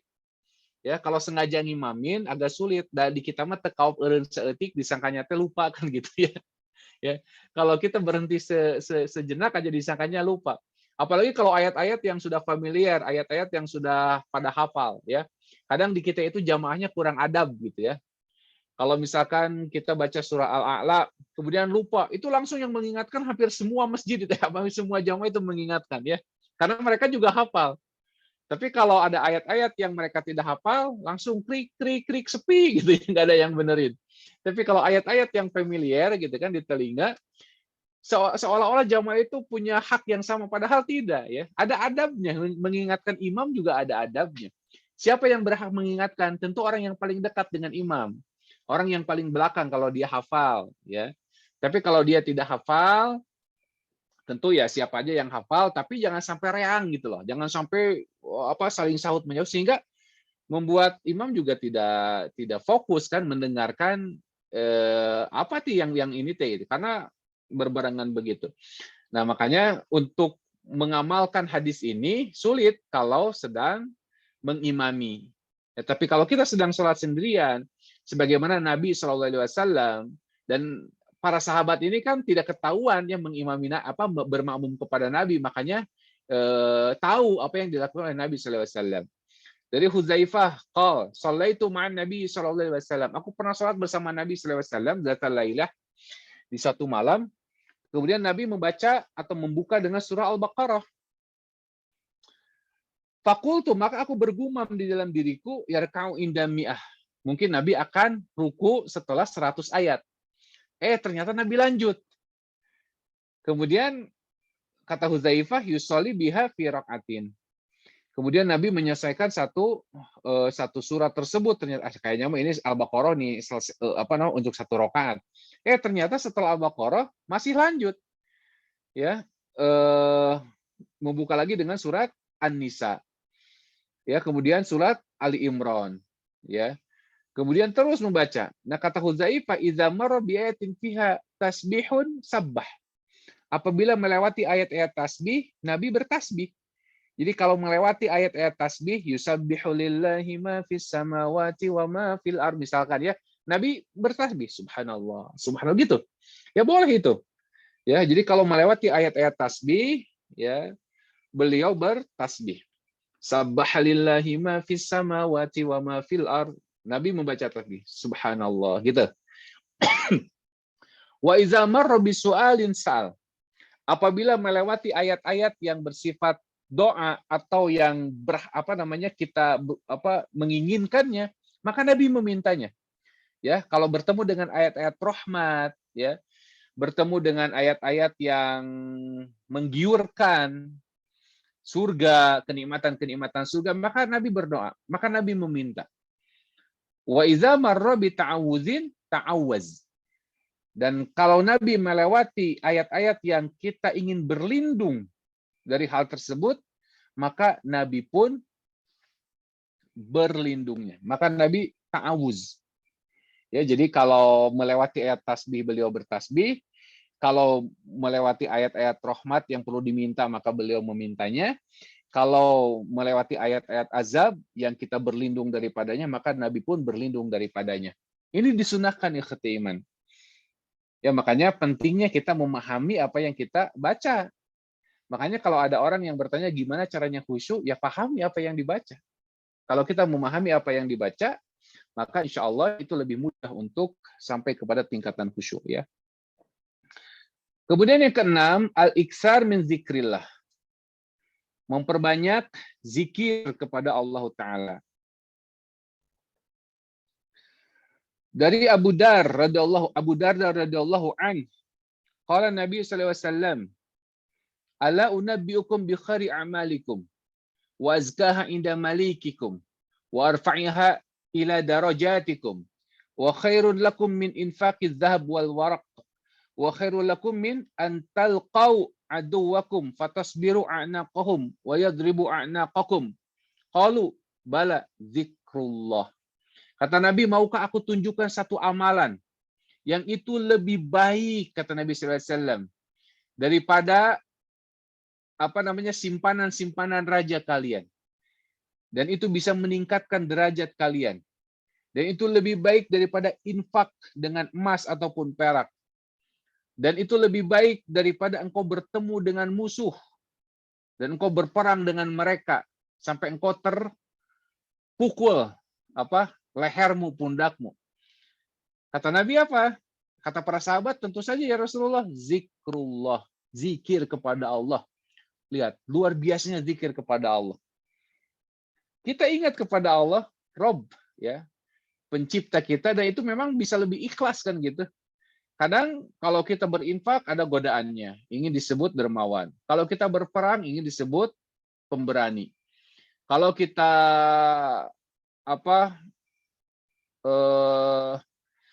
ya amalan-amalan yang lain mungkin ada embel-embelnya. Tetapi kalau zikir kepada Allah, kita ingat kepada Allah, itu mungkin lebih terjaga.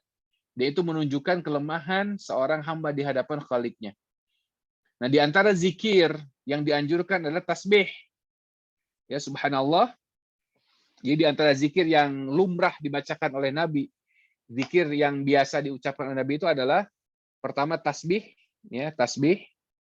Kemudian tahmid, tahlil itu la ilaha illallah, tahmid alhamdulillah, takbir Allahu akbar, hauqalah itu la haula wala quwata illa billah. Ya. Nah, ini kalimat-kalimat yang biasa dibaca oleh Nabi sallallahu alaihi wasallam. Nah, keutamaan zikir, contoh misalkan di sini, ya, masih banyak dalil-dalil yang menunjukkan tentang keutamaan zikir. Kata Nabi SAW, pertama nih, yang mudah, saya kasih contoh yang mudah. Kenapa? Karena kalimat-kalimat ini insya Allah Bapak Ibu juga sudah hafal. Ya, saya tidak ngasih contoh yang kita harus menghafalnya kembali. Tapi ini kalimat-kalimat yang kita semua sudah familiar dengan kalimat ini. Subhanallah wa bihamdi. Subhanallah wa bihamdi. Menurut hadis muttafaqun alaih, yakni disepakati oleh Bukhari dan Imam Muslim, hadis ini sahih. Kalau dibaca 100 kali, itu dihapuskan dosa meski sebanyak buih di lautan. Kita semua butuh untuk dihapuskan dosa. Ramadan adalah waktu terbaik, bulan terbaik untuk kita memohon itu. Makanya perbanyak tuh. Ya, subhanallah wa bihamdi, subhanallah wa bihamdi, subhanallah wa bihamdi. Ya, di malam-malam ini. Perbanyak. Kalau kita sudah lelah baca Quran, ya amalkan di kalimat-kalimat ini. Walaupun kita sambil merem-merem dikit, insya Allah nggak apa-apa. Mala yudraku kulluh, wala yudraku kulluh. Apa yang tidak bisa kita kerjakan semuanya secara maksimal, jangan ditinggalkan seluruhnya. Itu kan 100 kali baca subhanallah wa bihamdih, Allah hapuskan dosanya meskipun sebanyak buih di lautan, kata Nabi SAW. Yang kedua, subhanallah wa bihamdih,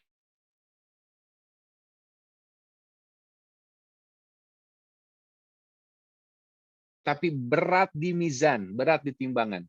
Kemudian dicintai Ar-Rahman. Kalimat yang ringan, tapi berat di timbangan. Dicintai Ar-Rahman. Subhanallah wa bihamdihi subhanallahil azim. Ya, ini kan tasbih semua, ini contoh-contoh tasbih semua. Ya, kemudian yang ketiga contohnya subhanallah. Subhanallah. Dibaca 100 kali, dicatat 1000 kebaikan atau dihapus 1000 kesalahan. Coba, luar biasa ya. Pahala paling dijanjikan oleh Allah, yang dijanjikan oleh Nabi SAW. Tetapi ya tadi kembali kepada pembahasan di pembukaan awal. Ini semua tidak bisa kita lakukan kecuali oleh orang-orang yang memang memiliki keyakinan akan kehidupan akhirat. Orang-orang yang tidak gagal paham tentang sunnah. Orang-orang yang memiliki ihtisab, harapan pahala. Ini hanya bisa dilakukan oleh orang-orang itu. Orang-orang yang tertipu ini tidak mungkin melakukan amalan-amalan yang ringan ini. Ini kan amalan yang ringan sebetulnya. Tapi baca 100 subhanallah itu nggak sampai 5 menit. Ya, baca subhanallah 100 kali itu nggak sampai 5 menit. Coba lakukan. Ya, nggak sampai 5 menit. 100 subhanallah wa bihamdihi 100 kali juga sama, nggak sampai 5 menit. Allah meminta waktu kita 5 menit aja. Ya, tetapi faidahnya untuk kita, bukan untuk Allah. Seluruh manusia memujinya, seluruh manusia mengibadahinya, maka tidak bertambah kekuasaan Allah. Itu semua akan kembali kepada kita. Kemudian, contoh yang keempat, subhanallahil azim wa bihamdih. Subhanallahil azim wa bihamdih. Barang siapa yang membaca 1 kali saja ini, maka ditanamkan pohon kurma di surga. Pohon kurma itu kan simbol kekayaan orang Arab ya. Orang Arab simbol kekayaan itu kurma, pohon kurma bukan mobil ya. Tapi mungkin kurmanya juga bukan 1 ya. Ditanamkan pohon kurma di surga. Subhanallahil azim wa bihamdih. Dibaca 1 kali Allah bikinkan. Artinya kalau disebut pohon kurma berarti kita punya tanah di surga gitu loh ya. Berarti kita punya rumah juga di surga. Ini simbol ini. Allah tanamkan pohon kurma di surga. Berarti menunjukkan kita punya tanah di situ di surga. Dijamin kita masuk surga. Ya, ini kalimat-kalimat yang ringan, kalimat-kalimat yang sudah terbiasa kita lakukan. Coba ya, sibukkan diri kita, isi waktu kita dengan kalimat-kalimat tersebut. Yang kelima, contohnya la ilaha illallah wahdahu la syarikalah, lahul mulku wa lahul hamdu wa huwa ala kulli syai'in qadir. Dibaca 10 kali, ini memang agak panjang. Ya, dibaca 10 kali tapi nggak sampai 5 menit juga ini. Ya, kalimatnya agak panjang tapi kan kalimat yang gampang. Itu seperti membebaskan 4 jiwa dari keturunan Ismail. Membebaskan 4 jiwa, ya, membebaskan budak ini amalan yang tinggi ini. Amalan yang tinggi 4 jiwa membebaskan budak. Amalan yang terpuji, amalan yang luar biasa. Itu sepadan dengan kita membaca 10 kali la ilaha illallah wahdahu la syarikalah, lahul mulk wa lahul hamd wa huwa ala kulli syai'in qadir. Bahkan dalam sebuah hadis yang dinilai hasan oleh Syekh Al-Albani, ya, zikir terbaik itu adalah la ilaha illallah. Makanya ketika di Arafah kan tidak ada bacaan yang lain kecuali la ilaha illallah wahdahu la syarikalah ini. Hanya itu saja, walaupun kita boleh berdoa yang lainnya silakan. Tetapi kalau kita lelah ya berdoa dan seterusnya, maka zikir terbaik itu la ilaha illallah. Dan doa yang terbaik adalah alhamdulillah. Jadi doa terbaik itu alhamdulillah. Kita dengan ucapan alhamdulillah itu kita sudah meminta karena kita memuji Allah dengan doa ibadah, doa yang bersifat ibadah. Jadi kalau kita tahu ilmunya, kita syukuri apa yang ada, alhamdulillah, itu sudah merupakan bagian dari doa ikhwatul iman. Doa terbaik adalah alhamdulillah, zikir yang terbaik adalah la ilaha illallah. Ini kata Nabi sallallahu alaihi wasallam. Nah, kemudian contoh yang keenam adalah la haula wala quwata illa billah. Itu sebagai simpanan di surga. Kalau kita ingin punya simpanan deposito di surga, maka perbanyak hauqalah ya. Hauqalah ini la haula wala quwata illa billah. Nah, ini diantara keutamaan berzikir. Contoh-contohnya seperti ini yang ringan-ringan ya, yang mudah kita kerjakan. Coba sibukkan malam-malam kita dengan zikir-zikir seperti ini. Mudah insyaallah ya. Kemudian yang ketujuh, al-iksar minal istighfar. Memperbanyak istighfar. Nah, ini yang kita butuhkan. Ramadan adalah bulan maghfirah. Ibnu Qayyim al-Jauziyah beliau mengatakan di dalam Ad-Da' wad-Dawa ada sekitar 49 dampak dari dosa yang kita kerjakan. Di antaranya adalah yang sering menjadi gangguan di kehidupan kita adalah sempitnya rizki, ya, kosongnya hati, susahnya mendapatkan cahaya ilmu. Itu semuanya diakibatkan oleh dosa kita. Jadi akibat dosa itu luar biasa ikhwatul iman. Baik dosa-dosa yang secara sengaja kita kerjakan ataupun dosa-dosa yang tanpa sengaja kita kerjakan. Dosa besar yang kita kerjakan maka kita butuh dengan taubat. Butuh dengan taubatan nasuha. Sementara dosa-dosa kecil atau yang kita anggap kecil, maka mudah-mudahan itu bisa terhapuskan dengan amalan madiyah, ya, artinya amalan-amalan yang bisa menghapuskan dosa seperti as-shalatul khams, umroh, al-umroh ilal umroh, jum'ah ilal jum'ah, itu bisa menghapuskan dosa-dosa kecil mudah-mudahan. Tapi intinya adalah bahwa kita butuh dengan istighfar. Sebagaimana yang pernah kita singgung ya, istighfar itu kata Syekh Utsaimin, maghfirah itu dari kata ghafaro ya, sama satu akar kata dengan kata mighfar. Mighfar itu artinya penutup kepala untuk melindungi kita dari panah musuh. Artinya maghfirah juga sama, berfungsi tidak hanya menutupi tapi juga melindungi dari akibat buruk dosa yang kita kerjakan. Kalau kita lihat misalkan Imam Al-Qurtubi, beliau pernah meriwayatkan seorang sahabat dari Hasan Al-Basri menyaksikan ada orang yang datang kepada Hasan Al-Basri, beliau meminta nasihat tentang gersangnya kebun mereka. Tidak berbuah, paceklik. Kemudian kata Hasan Al-Basri, istighfarlah. Datang lagi orang yang lain, orang yang berbeda, mengadukan tentang kemiskinan yang dialaminya. Kata Hasan Al-Basri, istighfarlah. Kemudian ada orang yang datang lagi, orang yang berbeda, meminta dinasihati karena sudah menikah, tidak memiliki keturunan. Maka jawabannya sama, istighfarlah. 3 masalah yang berbeda, tetapi ini masalah yang common ya di kehidupan sosial kita. Ya.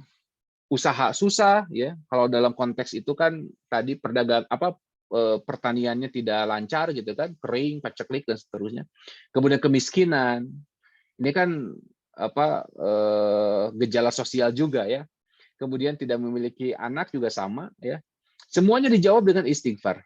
Dan ini sesuai dengan firman Allah, faqultu astaghfiru rabbakum innahu kana ghaffara. Yursilis sama alaikum midrara wa yumdidkum bi amwali wa banina wa yaj'al lakum jannati wa yaj'al lakum anhara. Dalam Quran surah Nuh ya. Beristighfar kepada Allah. Sesungguhnya Allah itu Maha Pengampun. Yursilis sama alaikum midrara, Allah akan menurunkan hujan yang lebat dari langit. Nah, ini kan jawaban dari pertanyaan orang yang pertama tadi ya.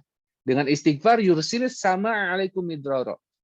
Wa yumdidkum bi amwalin wa banin. Ini jawaban untuk orang yang kedua dan ketiga. Allah akan jadikan kalian kaya. Allah akan berikan tambahan harta dan juga Allah akan berikan anak kepada kalian. Wa yaj'al lakum jannati wa yaj'al lakum anhara. Allah akan berikan kebun yang di dalamnya ada sungai yang mengalir. Ini kan jawaban ikhwatul iman. Ini gara-gara istighfar. Istighfar bisa membuka pintu rizki. Istighfar bisa menjadi obat dari sulitnya hidup. Istighfar bisa menjadi obat dari sempitnya hati. Semuanya karena istighfar. Makanya kita butuh dengan istighfar. Kenapa? Karena untuk menghilangkan efek dosa yang sudah kita kerjakan. Jadi kalau hidup kita itu terasa sempit, sulit, mungkin ada efek-efek dari dosa yang dulu pernah kita kerjakan. Makanya kita banyak-banyak memohon ampun kepada Allah. Banyak-banyak istighfar. Mudah-mudahan kita mendapatkan magfirahnya. Makanya anjuran Allah untuk mendapatkan istighfar itu dengan kalimat wasari'u wasabiqu. Ya, bersegeralah, berlombalah. Gitu. Dalam hadis Nabi SAW beliau mengatakan man aktsara istighfar. Barang siapa yang memperbanyak istighfar, man aktsara istighfar. Ja'alallahu lahu min kulli hammin faraja. Allah akan jadikan ya dari setiap kegundahannya jalan keluar. Dari setiap kegundahannya itu solusi, ide yang cemerlang. Wa min kulli dhiqin makhraja. Dalam setiap kesempitannya Allah akan jadikan kelapangan. Wa razaqahu min haitsu la yahtasib, dan Allah akan berikan rizki dari arah yang tidak diduga-duga. Ini manfaat istighfar coba. Orang yang gundah gulana Allah akan berikan jalan keluar, Allah akan berikan kelapangan. Orang yang dalam kesempitan Allah akan lapangkan, Allah akan berikan jalan keluar. Dan Allah akan berikan rizki dari arah yang tidak diduga-duga. Kemudian dalam hadis Nabi yang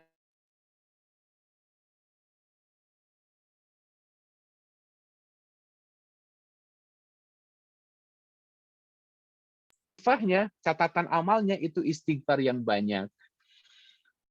Jadi penuhi itu catatan amal kita dengan istighfar. Kan nanti yang ditimbang itu kan bisa orangnya, bisa catatan amal, bisa amalannya kan gitu. Semuanya merefer kepada amalan semuanya. Tetapi ada kasus-kasus tertentu yang ditimbang itu buku catatan amalnya.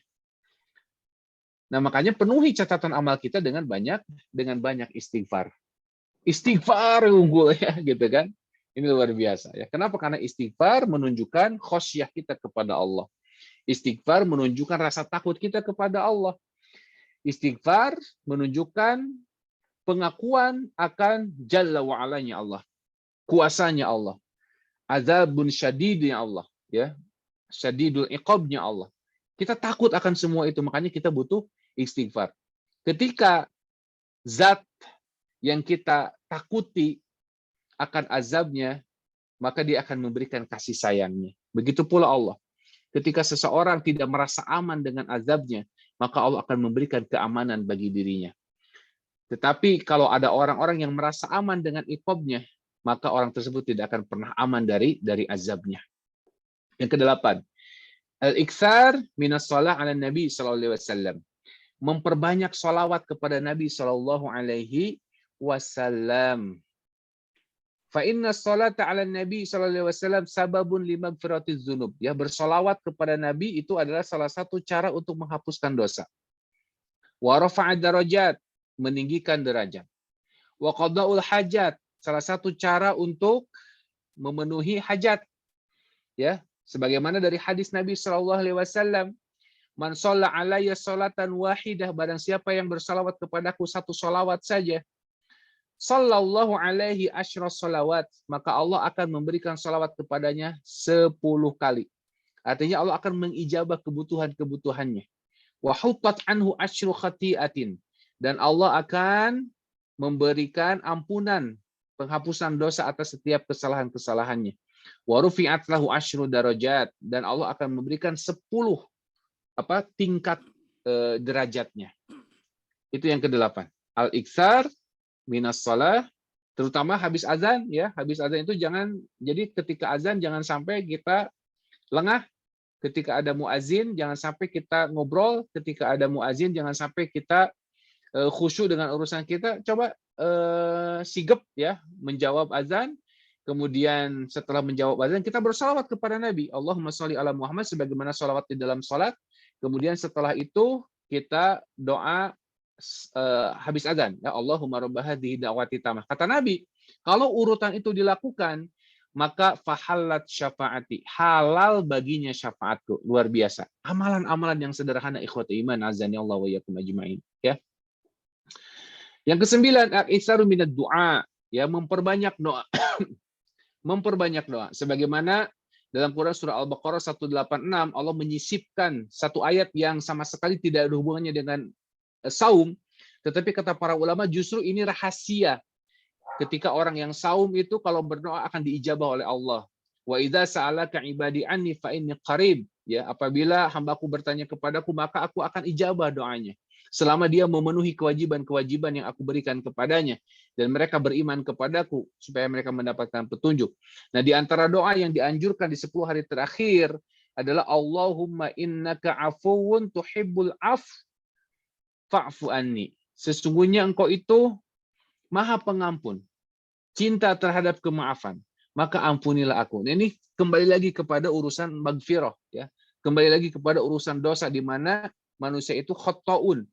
Ya, sigoh mubalaghah menunjukkan bahwa manusia itu tempatnya dosa, akan senantiasa terus-menerus berbuat dosa. Baik sengaja ataupun tidak sengaja, makanya kita butuh ampunan dari Allah Azza wa Jalla. Nah, ini doa ini dianjurkan untuk dibaca setiap malam di 10 hari terakhir bulan Ramadan. Yang ke-10 yang terakhir al-khalwah ma'allahi jalla jalaluh. Ya, sisihkan waktu ya terbaik ya berdoa, nikmati ya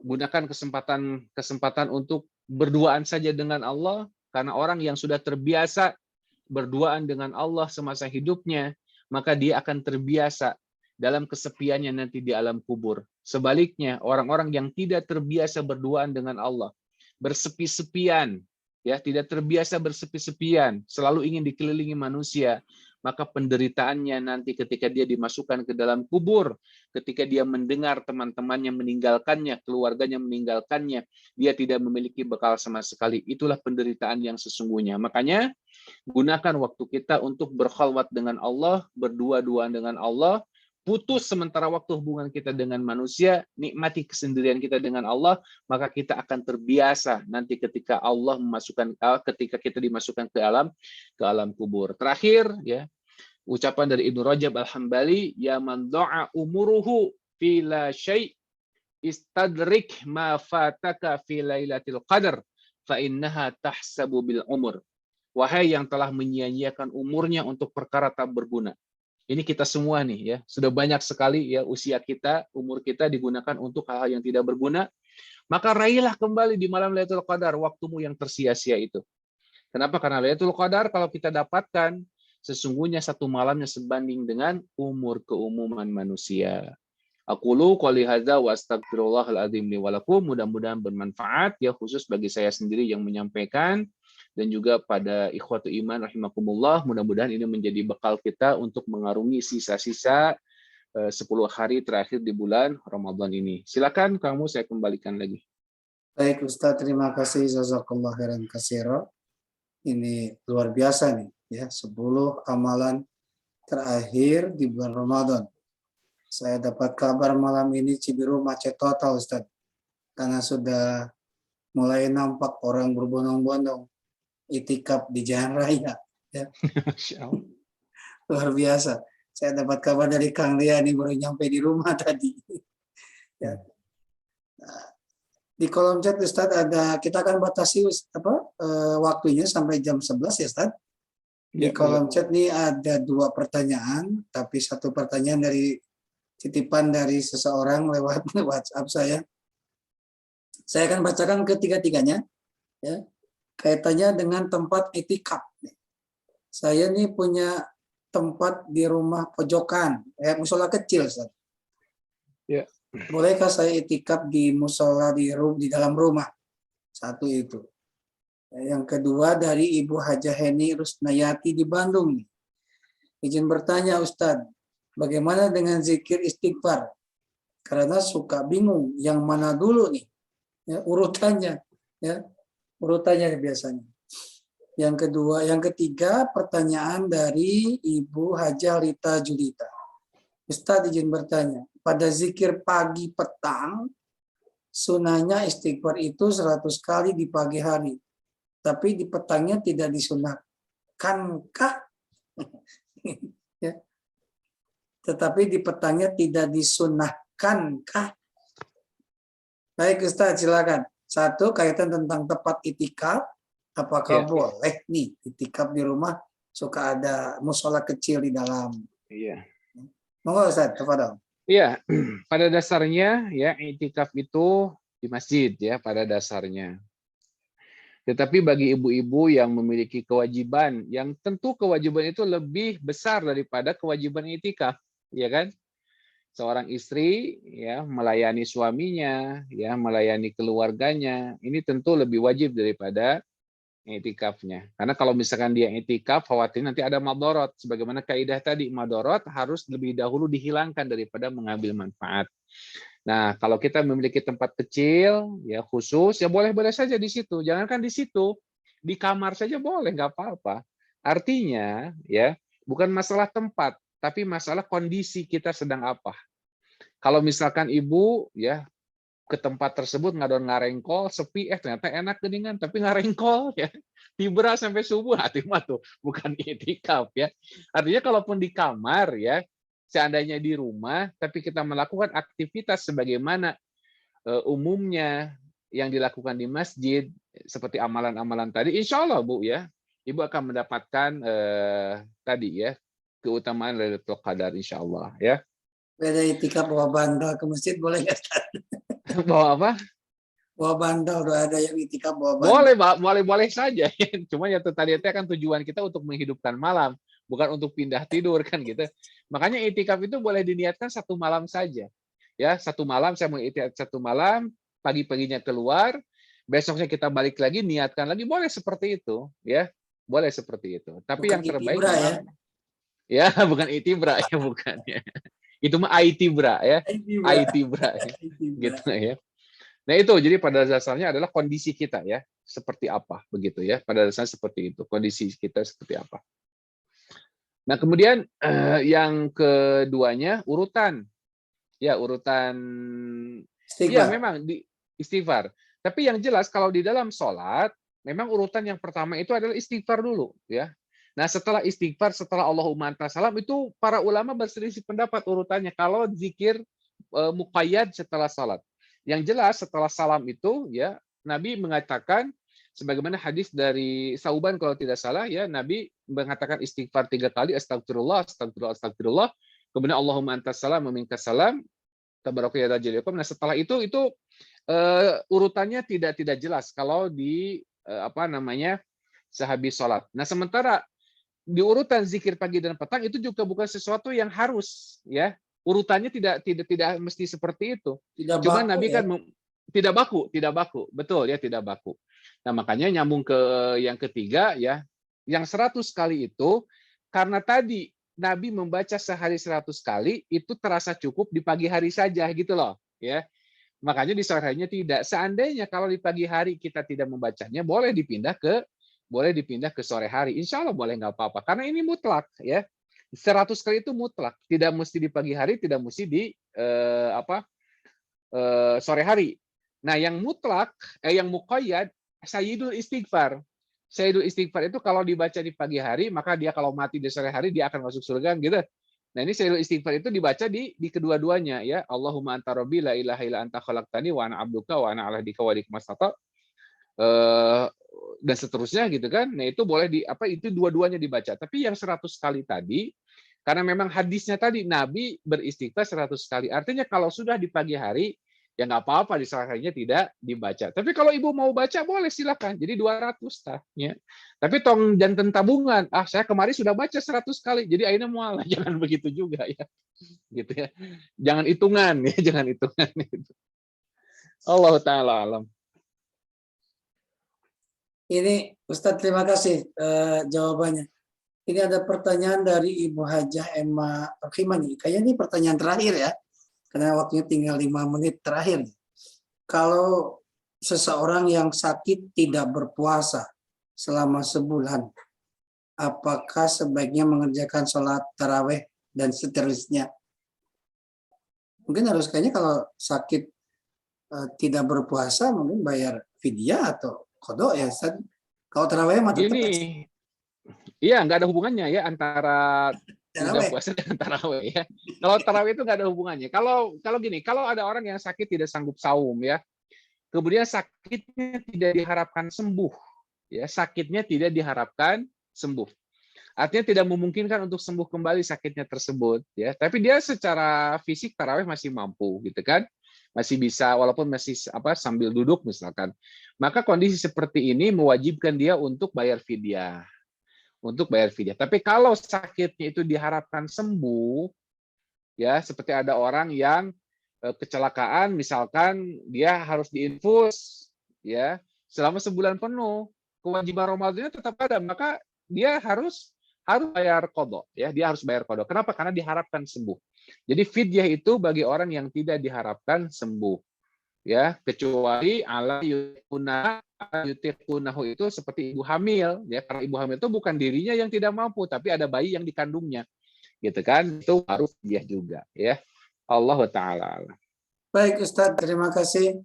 Ibu apa yang dirahmati Allah, 4 menit terakhir adalah nanti kita akan berdoa di penghujung kajian, tapi informasi untuk kajian kedua di malam-malam ganjil, insya Allah nanti di hari Ahad, malam ganjil kedua di tanggal 24 April 2022 akan diisi pematerinya oleh Ustadz Roni Abdul Fattah, Master Agama, ya. Mudah-mudahan beliau juga sehat, bisa menyampaikan materinya di malam Lailatul Qadar di hari kedua, ya, di malam ganjil. Ahad 24, catat waktunya tetap di jam 21 sampai dengan jam 23. Ya. Dan tentunya bisa dilanjutkan lagi itikaf di masjid, insya Allah. Ya. Ustadz, tinggal 3 menit terakhir. Sebelum saya meminta doa bersama, saya ingin menyapa dulu. Assalamualaikum Pak Haji Kuku.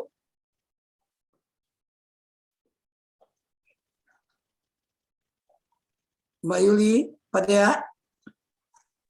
Ya Pak Mu. Ada yang mau disampaikan sebelum meninggalkan dunia yang fana? Cukup Pak Mu. Ya. Alhamdulillah. Kalau tidak ada informasi dari Kang Dea, ada amanah? Cukup Pak Mu. Cukup ya? Baik, kalau cukup, Ustadz Gun-Gun boleh dipimpin doa. Mudah-mudahan malam di ganjil yang pertama ini, Allah melimpahkan rahmat dan keberkahan buat ibu bapak yang ada di ruang mayat, dan buat keluarganya mudah-mudahan mendapatkan malam-malam yang diidamkan, ya. Malam-malam. Amin. Amin. Allah ya Rabbi. Silakan Ustadz. Untuk Baik. mengakhiri kegiatan doa bersama. Ya, kita akhiri ya perjumpaan kita. Mudah-mudahan Allah memberkahi kita semua. Allah memberikan kekuatannya kepada kita untuk bisa memaksimalkan amal soleh kita di hari-hari akhir di bulan Ramadan ini. Allahumma inna nas'aluka bi anna asyhadu annaka antallah la ilaha illa anta al-ahad as-samad alladzi lam yalid wa lam yulad wa lam yakul lahu kufuwan ahad. Allahumma inna nas'aluka mujibati rahmatik wa azaima maghfiratik wal ghanimata min kulli bir والسلامة من كل إثم والفوز بالجنة والنجاة من النار يا عزيز يا غفار اللهم آت نفوسنا تقواها وزكها أنت خير من زكاها أنت وليها ومولاها اللهم أعتق رقابنا من النار اللهم أعتق رقابنا من النار اللهم أعتق رقابنا من النار وأعتق رقاب آبائنا وأمهاتنا وإخواننا من النار آمين يا الله يا رب العالمين ربنا ظلمنا أنفسنا وإن لم تغفر لنا وترحمنا لنكونن من الخاسرين ربنا اغفر لنا ولإخواننا الذين سبقونا بالإيمان ولا تجعل في قلوبنا غلا للذين آمنوا ربنا إنك رؤوف رحيم ربنا اغفر لي ولوالدينا وارحمهم كما ربونا صغارا ربنا اغفر لنا ولوالدينا وارحمهم كما ربونا صغارا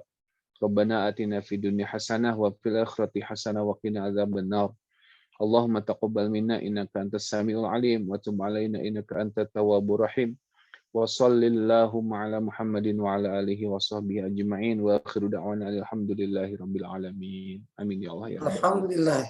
Terima kasih Ustadz Gun-Gun. Mudah-mudahan sehat. Amin. Dan ibu bapak yang dirahmati Allah, untuk rekaman kajian-kajian sebelumnya bisa disimak kembali di YouTube channelnya Khalifah. Ya, silahkan untuk menemani di saat tidak ada kajian, ya, karena memang selang sehari baru besoknya ada kajian. Terima kasih Bapak Ibu yang dirahmati Allah. Mudah-mudahan sehat semua dan bisa melanjutkan itikafnya di masjid atau di rumah masing-masing. Silakan saya, Mo dan Kang Lea serta para panitia di grup Haji 2015 mohon undur diri dan kita akhiri ucapan hamdalah dan doa kifaratul majelis. Alhamdulillahirabbil alamin. Subhanaka Allahumma wa bihamdika asyhadu an la ilaha illa anta astaghfiruka wa atubu ilaik. Wassalamualaikum warahmatullahi wabarakatuh. Waalaikumsalam warahmatullahi